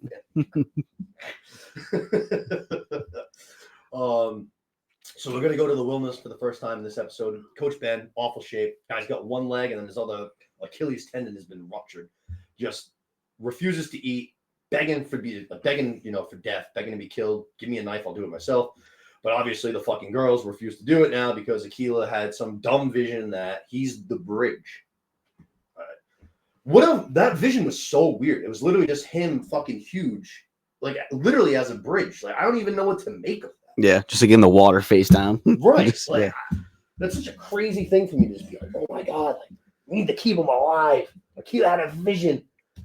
Oh man, the vision shit is crazy to me. Just because like Lottie's clearly done some shit that's already been proven. Like the bear coming into camp and her like stabbing it and all that. Like she's proven that she's got some touch to the wilderness. But for her just to be like, Travis, like do some mushrooms and like you'll talk to it. Yeah, Akila, right. let's go to the tree. You can talk. It's like to Inception. We have to go deeper. Right, yeah. And she's taking all of these things like so seriously and like presenting them as like fact, like you know what I mean? And it's just like Anybody can just grab some mushrooms off the ground and for real. have these visions. Yeah. The only reason why they're even onto Akila is because Travis was literally just trying to get the attention off of him. He just like kind of looked around camp and was like, Akila. Yeah. You know what I Right. mean? Yeah. It's fucking crazy. Which is exactly what, dude. Fucking the scene where Travis builds the fucking trap, man. That was fucking awesome. Yeah, it was. Because like obviously you know Lottie's not gonna die there, and I was just like, what the fuck is gonna happen right now? That was It was. awesome. I mean, he wasn't going to die either. True, yeah. Didn't really meet him, but we know he dies. True, yeah. In the present day. Yeah.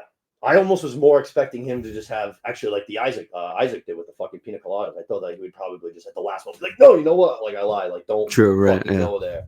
But then she just stares at him the whole time too as she does it, just like so eerily. Yeah. Just, like, Didn't expect her to walk across like Jesus Christ. yeah, no shit. I saw in a recap thing, he does like lean forward like he wants to push her and then decides he's going to let her walk. Too. Yeah. And she sensed it.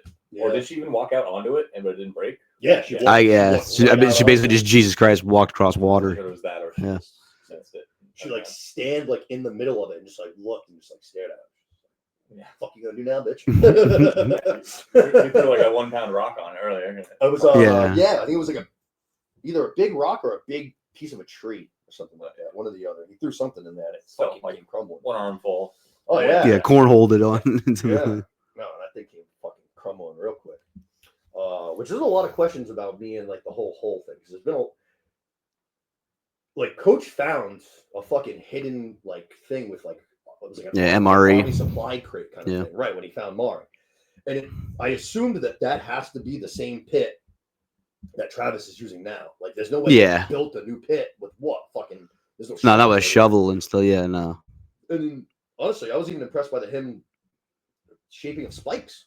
That couldn't have been easy either. I feel like that must have been kind of fucking tricky. Dude, if you gave me a fucking branch and you were like, "Hey, carve this into a fucking spear," basically, 15 times, I'd be like, "Fuck, okay, this is gonna be the worst." This person's not gonna die. Right. This person might come away with a few cuts and several bruises. Definitely not. Just get up dust with the like, oh fuck. The spears are all gonna like anyways, fall off like this way and shit. No way. But yeah, so fucking this. Oh man, go back to Coach refusing to eat. This was fucking wild. The girls literally like chop up his food like as small as possible, like pin him down and like use a tube to force the food down his gullet. It was wild, and you could tell that like they were rattled by it too. Yeah, they came away from it and they were like, I don't want to do that again. Yeah, didn't enjoy that. Middle of the night, Nat can't sleep. Obviously, she's thinking about Coach, and she goes over to whatever the little pen that they're keeping him in. And Travis is awake. He stops her and he's like, "Hey, like, where are you going? Why do you have a knife?" And she's like, "You don't have to be a part of this. Like, just go back to your hut. Like, I have to do this." And Travis is like, "No, like, I'll keep watch for you. Like, don't worry about it. Like, we fucked once. Like, I'll keep it back. Don't worry." Plus, you can tell Travis is at his wit's end. He wants to get the fuck out. Yeah, exactly. That's abused by Lottie. He just wants to get the fuck out of here. Yeah. But Nat's finally gonna do the right thing, I guess you would say. She's gonna cut Coach's throat. The girls immediately freak out. How they're gonna get home now? The bridge is fucking gone. And then Ty's worried about having another trial. Shauna shits on that right away. She's like, "Fuck that. Trial for what? She just admitted to it. She's fucking guilty." And Lottie can probably sense that like thing, like, all right, like Nat's about to go. We need Nat. So what does she do? She like feeds into Shauna's ego and she goes, "Hey, Shauna's gonna lead us now." And as soon as she says the words, Shauna's entire facial expression, everything about her changed instantaneously. She went from like ready to rip Nat's head off to being like, "Okay, guys, like we're still a team here. We have to have each other's backs." Yeah. Nat messed up, but as punishment, she's gonna prepare the body. And then she even goes and helps her prepare the body. So it's like very quickly, it's like, okay, like, is this what you like? Obviously, she wanted to leave the whole time, but like, where That's was a this? yeah, right. Maybe Yeah. you would have been leading a little bit earlier if you had acted like this instead of a fucking psychopath. Right. And now we're basically doing it just to fucking shut you up almost. She loves it though. She does. Oh yeah. She sure does. She sure does. And then we get to a fucking crazy ending that made me like get up off of my couch and gasp at my television. The girls are basically going to start their feast. They have Coach's head on a spike. I don't know who put it there, but if it was Lottie, then it was very much an intentional move. Like, you know what I'm saying? Because she foresaw like these people showing up to fucking camp somehow. Mm-hmm. But she's chilling by the fire, and all of a sudden she just goes, "No, this isn't how it's supposed to happen." You hear like a giggle basically coming off from somewhere in the woods. She starts screaming, and she's like, "Come on, girls, sing with me!" And they all start like screaming, dancing around the fucking fire. She looks into the woods. She sees a figure walk by, and she says, "Coach, dude, Coach is on a spike. His body is cooked on a plate in your hands, man. What do you mean, Coach?" And then it turns up it's like a scientist looking guy, and then two people. One's like a scientist looking guy, and he's just like, hey, what's going on here? And then he like turns, sees the head, and just fucking freaks the fuck out. Yeah. What an ending though! Like that fucking. I was like, oh shit, man. Poor people have no idea what they're walking into. No, they're all going full savage too. They're all making like animal noises and dancing around the fire, eating human arms and stuff. Yeah, what a horrible time to walk up to it. Yeah. But yeah, if the head on the spike hadn't been there, it could have been maybe defendable totally different. Yeah, whatever else. But it's meat. Yeah. That's what get on the start moving was he said he smelled like barbecue basically. Yeah, fucking something's cooking. So I'm gonna go find it. And the guy was like, dude, if anybody's out here, they do not want to be found. Like, do not go fucking looking. That's the other thing about the whole thing. They feel so guilty about it, but like, what are you supposed to do? I don't know. I don't know what I would do in a situation, but I don't think they had to feel that bad about being cannibals. I don't know. Yeah. If the game runs out, we got 2 years to survive in the winter. Like, I think people will understand. Yeah. It was like either all of us die or some of us die. Yeah, I think it's probably more so how they went about it. It's not like totally lost in it. Yeah. Right, yeah. Like they were actively like, all right, we're gonna have a hunt, we're gonna kill somebody, we're gonna fucking eat it. Yeah. Put on your masks and stuff while you do it and just become a complete alter ego. Yeah. It's not like one of them like say like dies from hunger or malnourishment, and then they're like, all right, guys, this person died. It sucked, but guess what? Now we can fucking right. eat, you know what I mean? Yeah. Also while they were doing the dance and screaming around the fire, we heard what we're gonna find out finally, but we heard like that the monster, or what sounds like a monster from the cave, like screaming back at them, basically, like they're kind of screaming over one another. Mm-hmm. Which is obviously like I was like, oh shit, like that was a great ending, fucking great ending. And I was still to this point, I still hadn't completely ruled this out as like a social experiment. I still hadn't totally ruled it out, like the plane crash being intentional. Like the plane going down, like where it went, like being intentional, and then kind of just seeing how everything played out. Like it was still very much an idea in my head. But obviously this kind of put an end to that real quick. Yeah. That was my first thought though when they walked in. I was like, oh shit! I was like, this is one of the scientists. Yeah, some Truman Show ass stuff or something. Exactly. Yeah. I was like, oh man, like shit's about to fucking pop off. So yeah, we go to episode 7. The Travelers. We open up with them. It's a couple and then a guy. They have been traveling through the woods for days at this point. I think they say like 5 or 6 days, and they're looking for this very rare species of frog that only like I think they say it's frozen for like 7 or 8 years at a time, and then they kind of just like come out of their freezing, and then they just have like a massive group fucking orgy basically. Yeah, just mate, and that's it. Never been captured before, so it'd be like a big thing. And when they show it, we find out that that's actually the fucking sounds.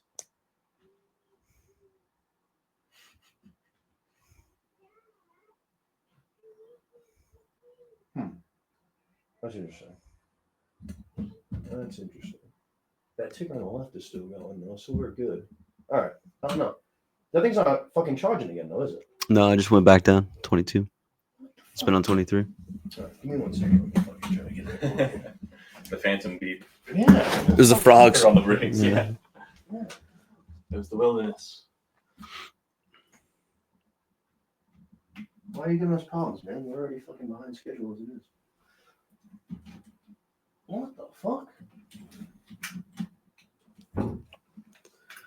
This ain't good. Yeah, the new timer in the middle is weird too. Yeah, that's from just the camera itself. Our actual recording ticker is. I don't know. I don't know, man. I don't know. Charging again. Yep, it sure is. All right. Yeah, I don't know. We'll just keep going as fast as we can. All right, let's see here. Oh yeah, we find out that the frog's mating ritual is actually that sound, the monster screaming sound that we heard at the last night at the camp and then back at the cave. That's actually what it was. Yep. Which, man, I didn't know fucking frogs could make that much noise. I mean, that shit was fucking loud, dude. Must have been like, amplified from coming out of the cave and stuff too. Oh yeah, there you go. Yeah. Yeah, some echo Added sound. like that. Yeah. Yeah. Okay. So we kind of see like their journey and like how they got to the camp at the end of the episode. They're there for the fucking frogs and shit. They had this emergency satellite phone that they're kind of looking at. I don't know why they're looking at it because they don't need it. And the guy fucking breaks a piece off of it. That's exactly why you don't use it unless it's a fucking emergency, you jackass, because now you're fucked up. The guy doesn't seem worried about it at all, though. He's like, dude, like, don't worry. I'm the emergency fucking expert. It's all Okay, good, all right, buddy. Yeah, for real. Then the guy, actually, I got his name. Edwin smells the BBQ, which is actually, Coach's body. Yeah, goes looking, puts together that they're cannibals pretty quickly based on the head and them eating and the smell. Before he can really like react, though, all of a sudden out of nowhere, Lottie just plants a fucking axe in the back of this fucking guy's head. Wild. Yeah. Fucking wild. And you know what was even more wild than just her doing that? Was Shauna's reaction to it. She was just like, hell yeah. That was awesome. Yeah. Do it to that guy, too. Fuck these people. They're messing up what we got. They don't belong here. Shit, man. So then the fucking the girlfriend, the guy, they go sprinting off. The girls fucking go chasing after him. The guy turns around with his crossbow, shoots a shot at Melissa, hits her, and Shauna's just like, even though she's clearly got a thing for this girl, she's just like, yeah, like I think she's just Amara. She's like, keep her alive or you die too. But like that's it, just sprints off. And she's like, geez, fresh game. Yeah, for real. It's like, what do you care about more? Like going and trying to find and kill somebody, or this girl that you have been spending a ton of time with? And has been very supportive of you at like every single turn. Like every time there's been a silence, she's always back there, like every single time. Ty and Van get to the campsite, find some supplies. Ty's like sick. Van's like, we don't need this. Like, we're going home. Why the fuck do we need supplies? They find the emergency phone. They see that it's broken. We're going to find out that Van took it, stashed it, hid it. She's going to try to fix it. She's not going to have any luck, but thankfully Misty was watching. Misty thinks she can fix it. Let's see. Hannah gives herself up. Hannah's the girl that fucking, the girlfriend there. Girl scientist. Yeah, thank you. Sean is pissed though. She wants revenge, even though she wasn't the one that shot her. Van, Ty, and Nat are like, no, fuck that. We're gonna bring it back to the camp and we'll kind of figure out what to do with everybody. When they get back to camp, in order to basically cover her ass because Shauna still wants it, Hannah says that she knows where first aid is to save Melissa, which was a smart move. I liked, though, shortly after this, just while I'm thinking about Hannah things, the conversation where she tells the girls that they stopped looking for her. That must be the worst feeling, like, on the fucking planet. Yeah, that's that's gotta just sink you. Yeah, all of our parents, like the school, like everybody just basically accepted that we were all dead. No plane found, no bodies found. Like, that's fucking tough. We're gonna come over. Lottie's gonna come over. She's gonna ask, kind of basically just like, what's going on here? And she's got blood all over her fucking mouth. So I'm assuming that she just went in on eating Edwin raw. Yeah. I didn't know what else to make of it. I was like, this girl clearly was just eating something. She looks like a kid with a sundae. Like she's got fucking, She's at least playing with it.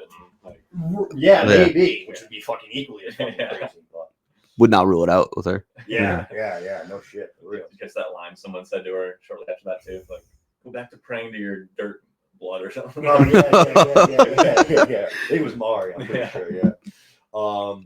The guy, he's gonna be found by Travis and Akila, and he they could have left him for dead. He was about to fall to his death basically. They saved him, and then they were like, "Yo, get us the fuck out of here." Smart move. It's all we need. Exactly Just what I would have done too. They're like, fuck these other girls. They're fucking crazy. Just like Travis, like, you're another guy. You're a dude. I haven't seen a dude in a while. It's like, coach, he was barely a guy. Haven't seen a male with 2 legs in like years. Yeah, right. Shauna back in the present day. She's gonna go back.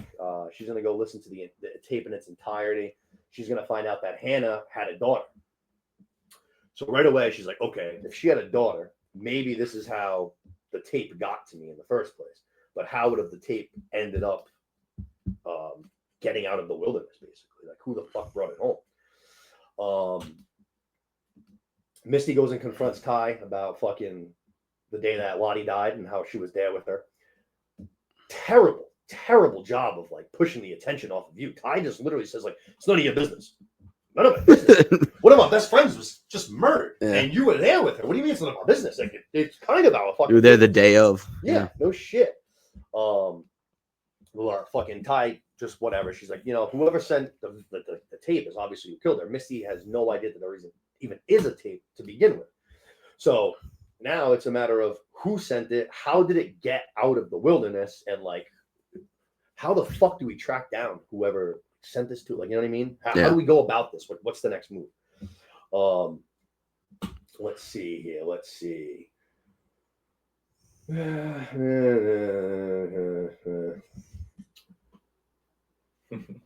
They're gonna go find Hannah's daughter, which I guess they did literally just by a Google search, which is kind of lame to me.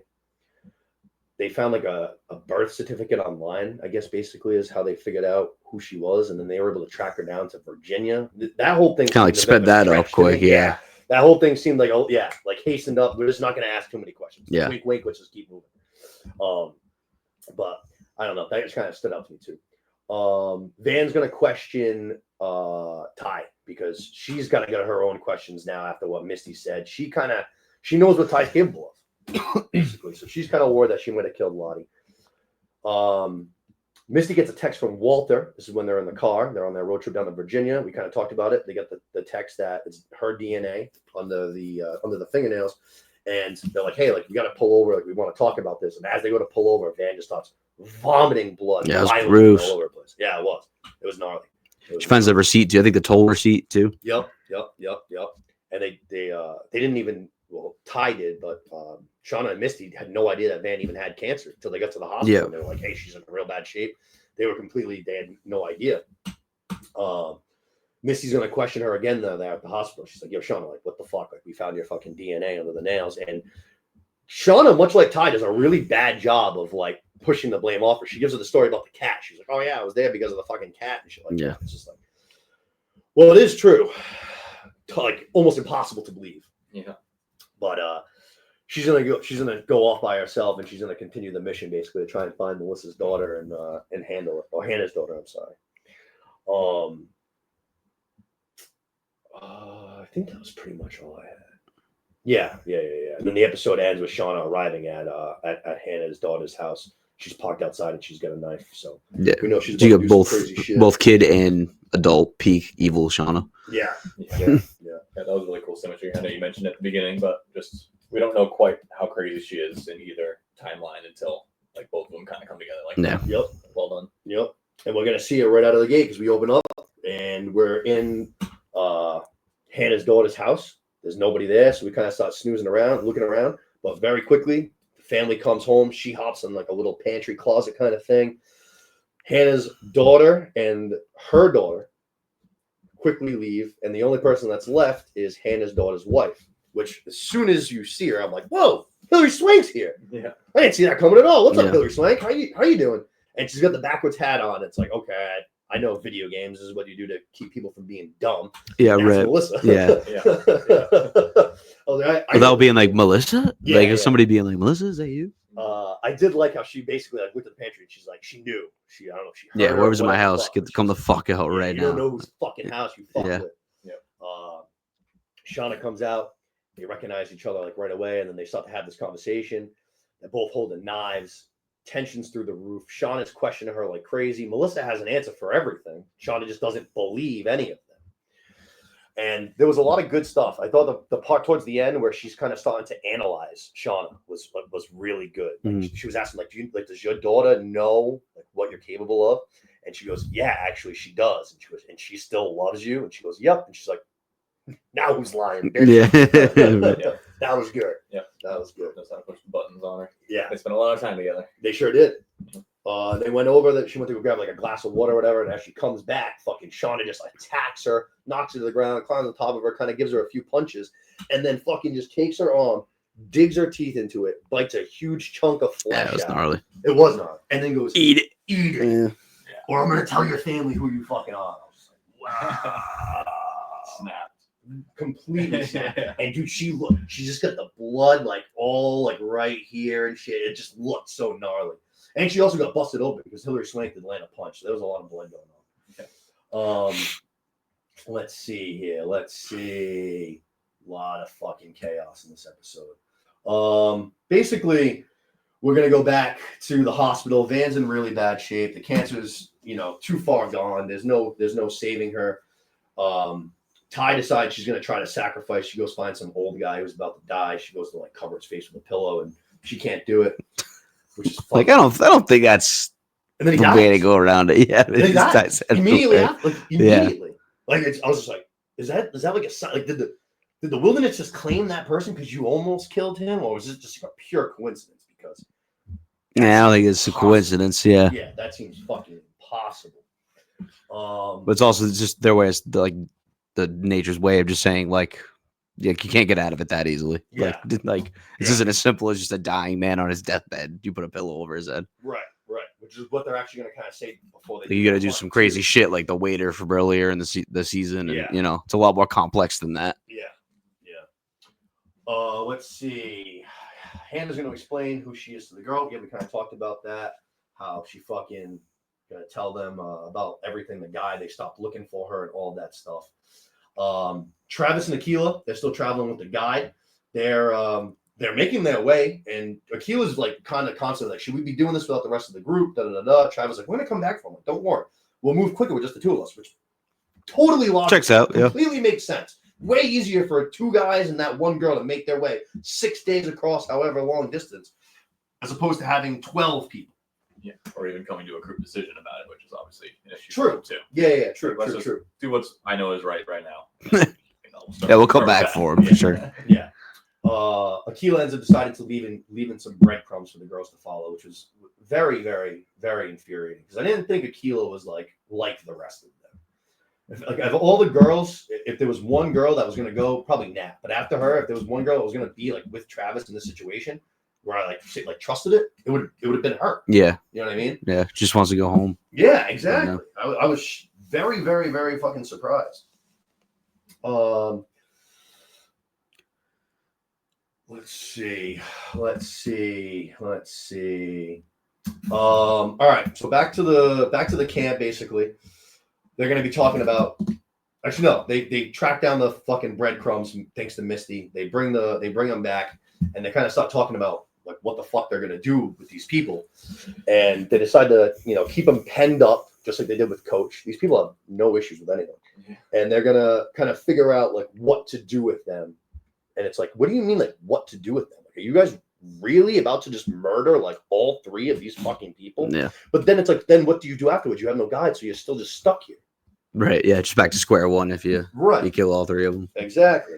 It's like you almost got to fucking. The other guy was beefy, too. There was enough game left on that guy. Right? He was a little plump. Yeah. While they're talking about things that, like, what they could do, Lottie's the first one that she mentions it now. That they shouldn't leave. They don't belong in the real world anymore. They don't fit in there. Like, this is their home. This is where they should be, which obviously is fucking insanity.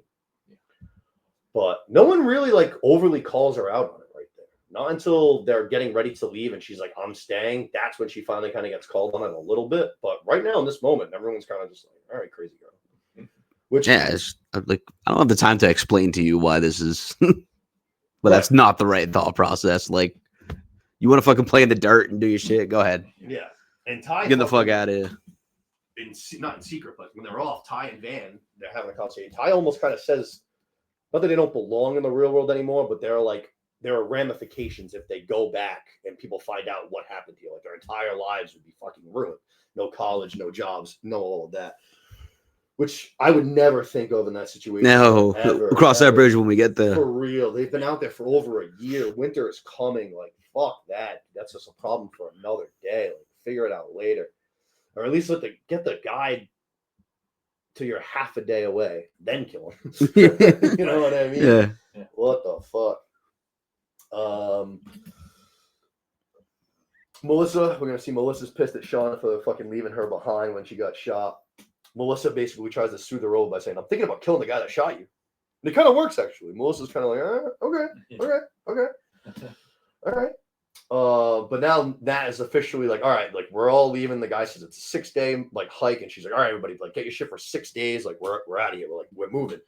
And Lottie's like, nope, I'm staying. Then Shauna goes, nope, I'm staying. Then Ty goes, nope, I'm like, staying. God damn it. And the girls are very much like, okay, like we're not going to fight. Like if you guys want to stay, fucking stay. You guys are crazy, but like we're leaving. And then that's when Shauna's like, nope, no one's leaving. I was just in that one. I was just like, fuck you, dude. Yeah. Fuck you. No one's leaving. Yeah. What do you mean? No fucking shot. I would let this bitch tell me I can't leave. No shot, man. Let's see. We open up, standoff, still going on. Shauna refuses to put this fucking gun away, so that is tough. She literally doesn't seem like she's sleeping anymore. Paranoia is at a high. She won't put this gun away. She's fucking very blood hungry. Gun just not leaving her side. Yeah, man. She's completely lost it, man. She's fucking tapped. And she's one of the only people that's like, she's doing this completely on her own. Like the wilderness isn't speaking to her at all. No. At least not that we've seen, you know what I mean? No. She ain't having visions or anything like that. This is just her on her own. It's crazy. It's power tripping. Yeah.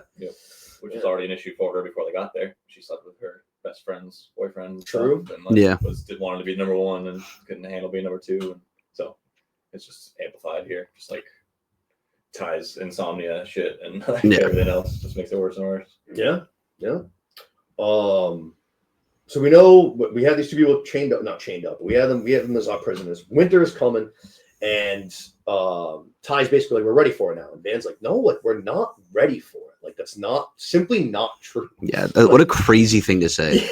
We're ready for it. No, it's not. You see what we just went through? Yeah. And basically she's gonna say like, hey, like once the winter comes, like we know what's gonna happen. Like there's gonna be a fucking hunt. And Ty basically just says like, well, it's a good thing that you can fix the deck and you can control who lives and dies. And it's like, oh shit, like, that's a monkey wrench in here now. And obviously, which girl is new to the group, not a part of the team, they don't know. Easy pick. Yeah. Easy pick. So Hannah's gonna be fucked. But the girls who were forced to stay, basically, they're putting together some plans in private. They're trying to get their shit ready. They're trying to get ready to leave. And they get Hannah. I think they like take her to pee or some shit like that. And they give her a knife. And they're like, hey, like tonight we're going to be waiting in the woods. We're going to make a run for it.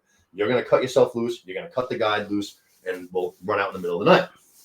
Okay, cool. Shauna can tell that something's going on, though. She sends Misty in as a little spy. Doesn't work, but she's paranoid on a fucking maximum high. So sure enough, that night later on, fucking the girl cuts herself free, cuts the guide free. And right as they're about to leave the fucking cell pen thing, Shauna's there with the fucking gun. Who gave you the knife? She goes, the guy gave it to me. And he's just like, yo, what the fuck, bitch? I didn't do that. And he doesn't even like finish the sentence. She just turns and just shoves it right into his fucking neck. Yeah. Or in his eye. Or his eye, yeah. Yeah, sorry, directly in his eyeball. Yeah. She's like, I want to be a part of this. Yeah. Like, shocking. what? But that was her best guess at how she gets out of it alive at that point, I guess. Yeah. Definitely doesn't want to be a part of it. No. So, yeah. Talk about doing what you have to do to survive and like eating people, but then like that's a whole different level of like, gotta do what I gotta do to survive. And stab this man in the fucking eye. Yeah. And then not even think twice about it. Join a cannibal cult. Yeah. What the fuck? So that was pretty crazy. This is when Van goes to try and find the phone. Misty's gonna spot her. After Van leaves, she goes and looks at the phone thing herself. She sees the piece that's broken, and right away she thinks, hey, like, what was it? Like it was like a radar from the plane, like an emergency SOS kind of thing to send off a signal so that when the plane crashes, they can find them, the thing that she shattered. And she's like, hey, maybe there's a piece from that we can use to fix the fucking phone. Sure enough, she goes to the fucking plane or wherever she kept that box thing. Sure enough, it's exactly the same exact piece. Unfortunately, Nat spots her though. So now you got another person who knows the real reason why we're there. Yeah. The last girl that knew, Misty threw off a cliff. Right. Yeah. Which we know that she's not going to do to Nat. And we do know that, like, before Nat died, in like present day, like, she wanted to be like best friends with her. You know what I mean? So I think there's something that's still going to happen here with the two of them as far as like being a team. You know what I mean? Yeah, probably Nat just saying like, listen, let's just get the hell out of here. And yeah, nobody wanted to. Yeah, then like you get your left hook, and then but let's get us the hell out of here. Right? Yeah. Maybe that's something that Misty kind of holds on to her whole life. That's why she wants to.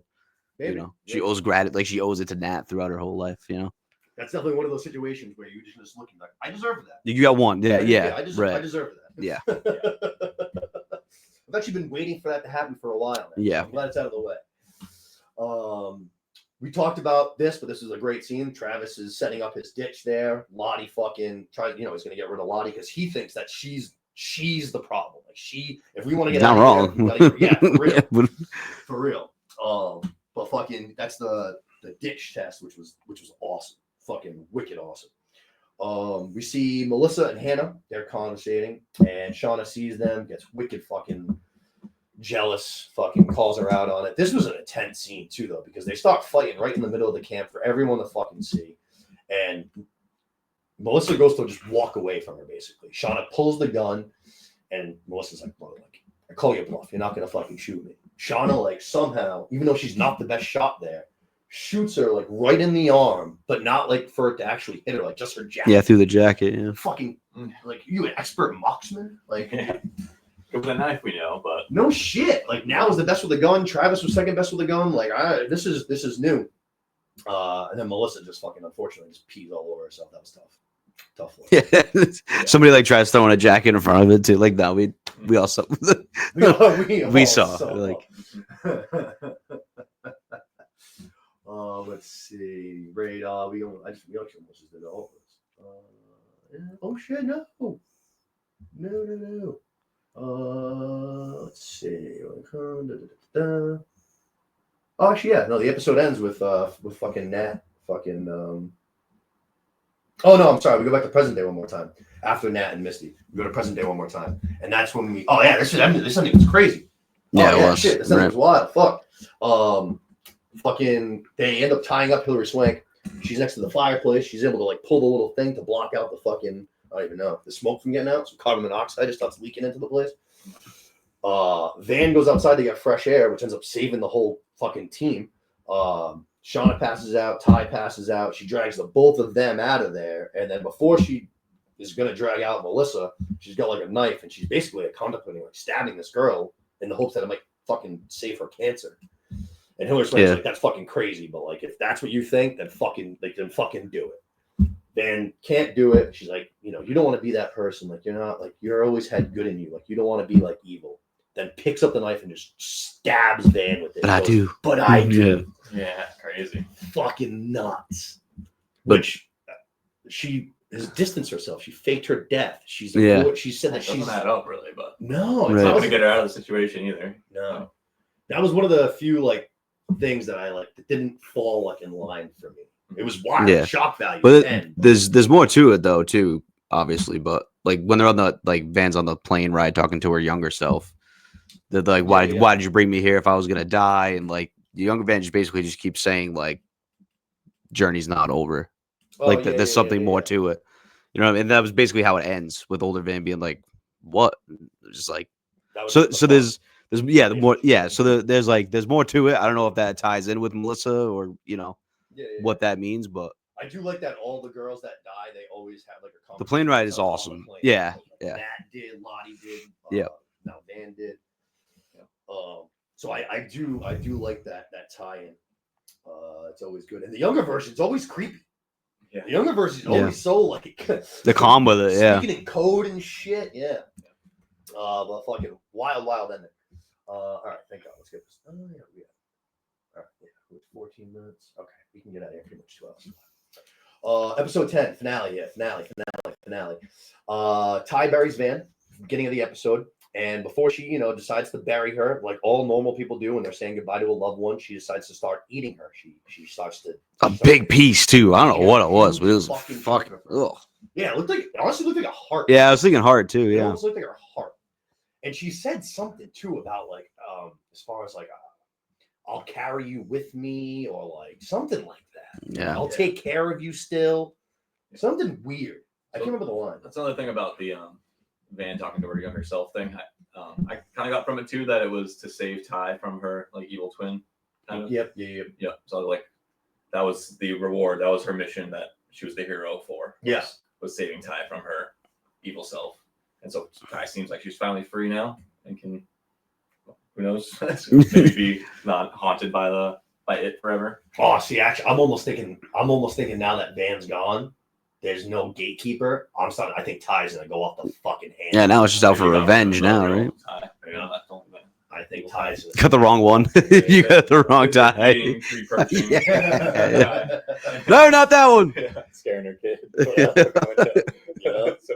And she talks in this episode. She talks to Misty at one point, and she's just like, "Yo, like, Shauna's not going to stop until she is the only one left." And she's like, "Do you fucking want that?" Like, and obviously Misty's like, "No." So she's like, "All right, like, we're gonna have to team up and fucking stop this bitch." Which, yeah. It was nothing to do with Shauna too. When after she buries Van driving away, like Shauna's like trying to console her a little bit too. Oh yeah. And like Van's just looking dead straight, just the look on her face like wants nothing to do with it. Oh, let's see. Misty's gonna. This was good. This was big. Misty goes and confronts Callie, of all people. She has put together the fact that the DNA apparently like runs the same in like mothers and children or some shit like that. And daughters, I think, Mothers same and daughters, sex, yeah, same thing or some shit. So she's able to put together through the DNA, and then also the scene we talked about with Walter and the martinis, the clone cell phone.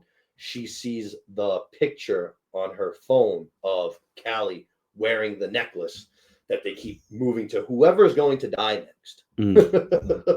So she was able to put everything together, calls out Callie on it, and that was a good scene. I thought that was really good the way that they went about the entire thing, especially like we find out exactly why. It's Lottie's like flashback kind of thing. But when Callie shows up, she just looks and she goes, "It's you?" Like she knows she's gonna die, and she almost knows someone's going to come kill her, but she didn't know like who it was. Right. And she was like surprised. Like, oh shit. Okay. And then she said some fucking crazy shit. She's like, "Dude, like your mom can't love you because she's jealous of you because you are her dialed up even higher. Like you're even crazier than your fucking mom." Yeah.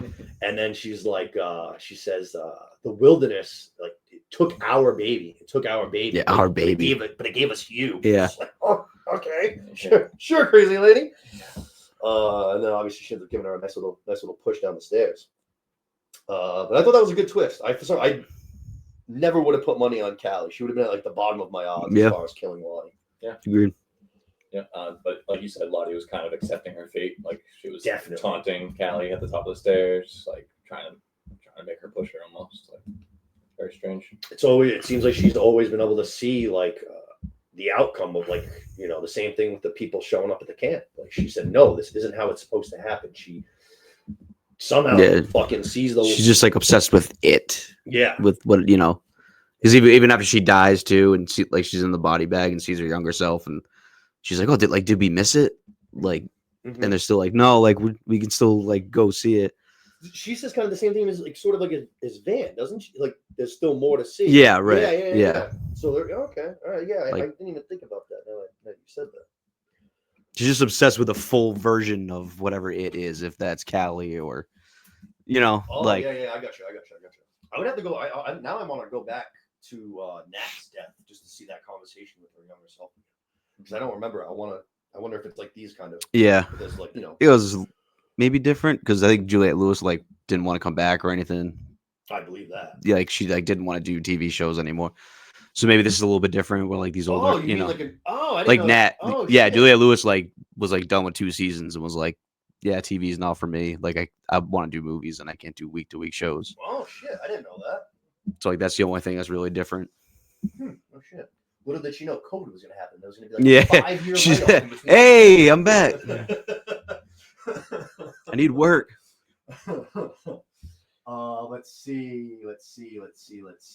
Shauna gets home. She finds that Jeff and Callie have just fucking taken off, disconnected the phones, the whole nine.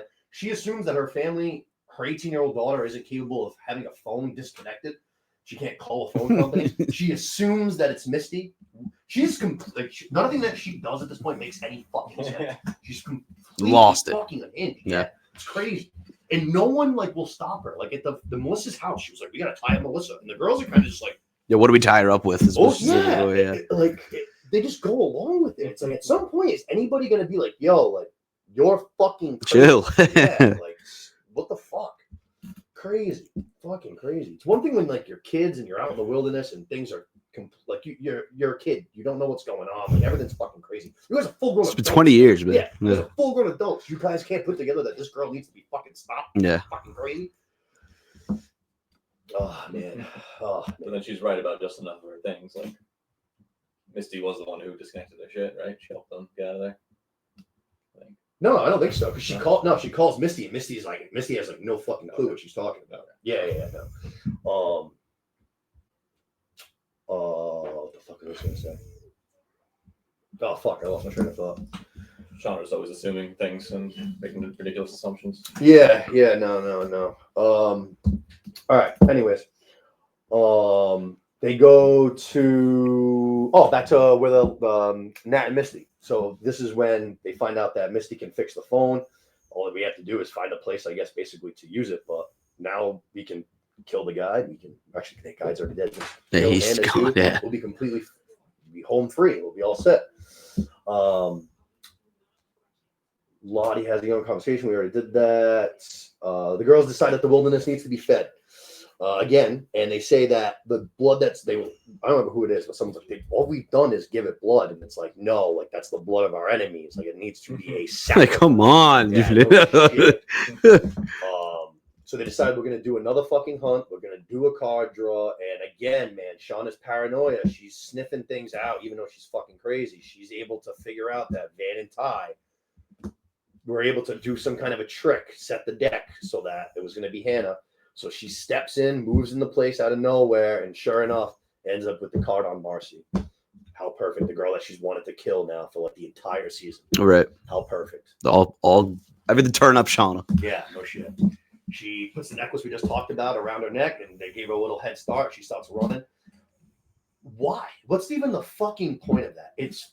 There's snow all over the ground. There's nowhere for her to go. She like. Yeah. It's just You give her a 30-second head start. Do they love it, or they think it makes it more fair, or something? I don't know. Yeah, give her a chance at least. Makes them be able to sleep at night. I don't know. Now, maybe one of you guys can answer this question for me because I asked Holly. I spent time thinking about it myself. What in God's name was Marcy's plan of thinking when she takes her clothes off and leaves them? Yeah, I was not sure. Yeah. Nothing. Throw off the scent, I guess, but she just kept going the direction that the clothes were going. Like she would just like put her pants like here and then still run that way. Like rather than go a different direction. I literally couldn't think of like anything. Like, are they supposed to find the clothes? Like, oh, she was eaten by a bear, but the bear took her down to her clothes. Yeah, for real, dude. Did the wilderness just suck her out of the sky? And now it's like you already have no chance of survival, like we just expressed. But now it's like you're barefooted and basically virtually naked in the middle of the fucking snowy woods. Like, yeah. Taking the 30-second head start to struggle to get your pants off because of the boots. Oh, I was awful. Dude, take your fucking boots off. Yeah, go. Yeah. 3 minutes. It's like, girl, you could have got them off 2 minutes ago. Take your fucking boots off. Yeah. Oh, crazy. And it's like, what happens if she got lucky? What if she finds a cave? They don't find her. She's able to hide there like Coach did. Now you're naked with bootless. winter coming. Winter's here. You got no shoes. Yeah. You got no clothes. Yeah. I know that's something people do when they're lost in the woods. They go insane and take their clothes off and freeze to death. So maybe it's her snapping. Or the only other thing I think of is maybe to try to, get some pity. If they were to find her and she's there completely helpless and in her underwear, maybe they would show her some pity. Oh, the poor thing. That's all I can come up with. you just said kind of adds up in a way, because I do know, like I've heard it a bunch of times on different things, that freezing to death is one of like the most peaceful ways, I guess, you can go. You basically just like drift off to sleep, basically. Yeah, start getting really warm all of a sudden. And, Yeah. and you fall asleep. Yeah. So that, as far as people doing that in the woods, Yeah. that makes total sense. Yeah. Because you're not doing it to trace yourself back to camp, Of course not. right? Like she's not doing it for herself to come back. Yeah, So breadcrumb thing. yeah. Yeah, I had no idea. I was completely perplexed by it. Well, it didn't fucking work. Yeah, So- she ends up, of course, finding Travis's his trap. She's fucking running through the woods, falls right into the spikes. Same one that she was in episodes ago too. Yeah, Same one that she fell in that's episodes true. ago. Yeah. Oh my god, what a dummy! Yeah. Terrible 'Cause awareness. I remember saying right at the beginning of the hunt, I'd be like, man, that'd be a real shame if she fell in the same pit that she was trapped in earlier in this season. It- Sure enough, falls in the same pit that she was trapped in earlier this season. If we don't find out like more about that pit, I'm gonna be very disappointed. They gave us one thing.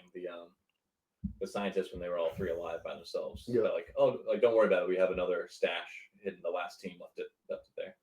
So I think that's where the cabin is. That's where the stash is. It's from the last 7 years ago expedition by the scientists. Kind of thing. Okay. Nice. Okay. Yeah. I missed that, but that is very helpful information. Okay. It's like you're not gonna have protein bars the whole way there. You got to eventually. It's like, oh no, there's another stash at the camp. The last crew left there. That's the whatever you call it, the survival crate that they find in there. That's actually another reason why I was still thinking that this could all be like a huge experiment. Right. Was like that put there on purpose, basically, for them to find. And right. I don't know, but that was another reason why I was still in that thought process. But regardless, either way, she falls into the goddamn thing. She's super dead. Now, another question. This looks very, very, very similar to the scene that happens in the very beginning episode of the entire series. Yeah. How they're dressed and everything. And Right. Yeah. But I don't think it can be the same, because unless they're just throwing writing out the window and they're just changing things on the fly. First of all, it's nighttime in that scene, which is now it's daytime. So that's a major difference. And then the other major difference is that when they're done eating in the first scene of the first episode, you see the queen, which I'm assuming is Shauna, because she's already worn that crown thing with the veil. And then she's got 3 people on her left and 3 people on her right. So unless that there's just people that they weren't showing us that were completely outside of that circle, you know what I'm saying? Then it wouldn't make sense, because obviously we have people that are still alive. Kia's still here. Hannah's still here. Yeah. Melissa's still here. So I would imagine it would have to be different, which means that is somebody else going to fucking fall into this pit too? Because then you're really, it's like someone already died. You guys gotta. Yeah. If it was me, I would have made my own little marks on the fucking trees. Like those little tribal things. I would have been like, this is going towards the trap. I don't want to Yeah. go this Right. way. Bad. Yeah. You know what I mean? Yeah. What the fuck? Let's see. So Mari gets Mari. Travis, weird scene. Travis like kind of says to Shauna, like, hey, like, are we sure we want to fucking do this as far as Mari goes? She puts a knife to his throat, so she's ready to kill anybody. And she's just like, basically like, if you don't want to help, you don't have to help. But if you get in our way, you're gonna end up just like your brother. Yeah, that was fucked. Yeah. Fucking heavy. Yeah. And then Travis is clearly tripping because his eyes are all like glossy and shit. And he's just like, whose reality do you think we're in right now? What? Yeah, man. So you think we're looking like, you think you're in your brother's like dream or something like that? Are we in Hobby's mind? Like, what are you talking about? How high are you? Right. Yeah. Let's see. Actually, unfortunately, I didn't even get to finish my fucking notes. What else happened with the rest of it after that, boys? We got anything else? Yeah. Is So that they Hannah does like a trap where this is the van's in trouble. Okay. So that leads to like the diversion of Ty going off, and then ends up being Hannah is the one that says it. Oh, But yeah. it's to take more time for them to set up the radio. Yep. So that's when they set up the radio, and No, that was great. Living on the Edge by Aerosmith starts playing. Yeah. Nat's fucking running up the mountain with the fucking like. Shauna knew, like, as soon as she saw it, like, she was mad. She was pissed. like, we're gonna escape. We're gonna get out of here. This is terrible. Where's Nat? She's gonna go save the day. Fuck that bitch. We gotta go find her and kill her. Yeah. I just got charged and I was just getting started. Yeah, man. Fucking crazy. But the Aerosmith song was a good call. That was big. So now that leaves us in an interesting spot as far as we have people that are alive. Like some people have got to drop. Let's say if she makes the call successfully, because it seems like she did because someone did pick up. Yep. So there can't be that much time left. They're there for 19 months. It's already the second winter. So time has got to be getting really close to an end. And there are some bodies that have to go. Yeah. Like, I'd rather see bodies go than have more people, the older version of them, turn up. Right. But that's kind of like the thing is like almost like why? Like I don't know. I'm almost expecting these girls are just gonna all become like blood hungry savages. Like it's gonna be to the point where it's just like all right, we're gonna go back to the civilization soon. Let's just keep killing people. Because you got Akia, you got the girl that's always cooking. I don't even know if they've ever said her name ever in the entire show. They might have. You know what I'm talking about? Yeah. Right? She's just been a smart ass to Misty quite a few times. Misty might have been the same one that was talking about the diversion with Van. Yeah. Yes, I think it was. Yep. So you got those two. Hannah's got to die. Yeah. Hannah for sure. Is there any more? Or is it just those three? It might just be those three. Yeah. Because pretty sure. We also, when the fuck did Melissa fake her death? Yeah, you got that too. Right. So like, however that is, she escaped with you guys like knowingly, and then like what? Right after you guys got back, she faked her death, which was funny. She goes, "Turns out if you write a suicide note and they don't find a body, cops don't really give a shit." Right, yeah. I was like, "Wow, is it really that easy to just like start over?" Damn. Let's see what Ty and Misty are going to be going after fucking Shauna. Van's dead. I feel like Callie should have a bigger probably storyline with this now. Yeah. Where did we leave off with Hillary Swank? I can't fucking remember. I'm not sure either. Yeah, I can't fucking remember. Like I said, I can't believe how far behind I was today. And fucking, it's 8:30, and I still missed like the last 15 minutes of notes. It's fucking wild day. I think Walter would come up big in the next season too. I think we need Walter. Hit his limit. Love Walter. I love Walter. I love Walter. He has dirt on all of them now, and now he's maybe. I think he saw at the end too, right? He saw Misty and Ty, talking about teaming up and all that. So. Yep, and he knows about all the other murders. Like Adam, and he helped, or maybe did kill that cop, right? Yep. Yeah, he did. Him saying that he knew about Adam was so funny. It was the most nonchalant thing of all time. It'd be like, I don't even know. I'd be like, I heard you just got a new car. Yeah, right. Yeah, you know what I mean? Yeah. He was just like, oh yeah, well, you guys murdered him and got rid of his body. Well, yes, we did, but why are you so cool? Yeah. That's pretty much, I think, everything. Yeah. This was a crazy fucking season of TV. Yeah. Crazy. Second half got pretty wild. It did. It really dialed up from the back. Yeah, it did. Yeah, definitely liked that they leaned more into the wilderness again, which we didn't like about season 2. They were kind of setting up more of the modern day stuff. Yeah. I think season 1 is by far and away the best season. I think it's by far and away the best season. And then I think season 2 was just a huge drop off. And now I think this is kind of sliding like right into the middle. I think this was much better than season 2, but not quite the level of season 1. I thought Hillary Swank's a good addition. And you know what's funny? I normally don't care for her at all. Yeah, not my favorite. No, usually don't care for her. But I thought she was like I thought she was good in this. Especially that first scene with Shauna was awesome. That was a really great scene. I think that's pretty much all I got. I mean, I'm excited for the next season. Hopefully, don't have a fucking whenever the fuck that is. Yeah, no shit. And it's got the next. It has to be done, right? There's no way. I would think 4 would be the last. Like they only have, like you said, a few months left to wilderness show. So how much more? And even you can't even really expand that much more on the present day. No, we're almost out of time. Yeah, we're at the end. Yeah, we got Melissa, we got Shauna, we got Misty, we got Ty. That's it. Yeah, that's it.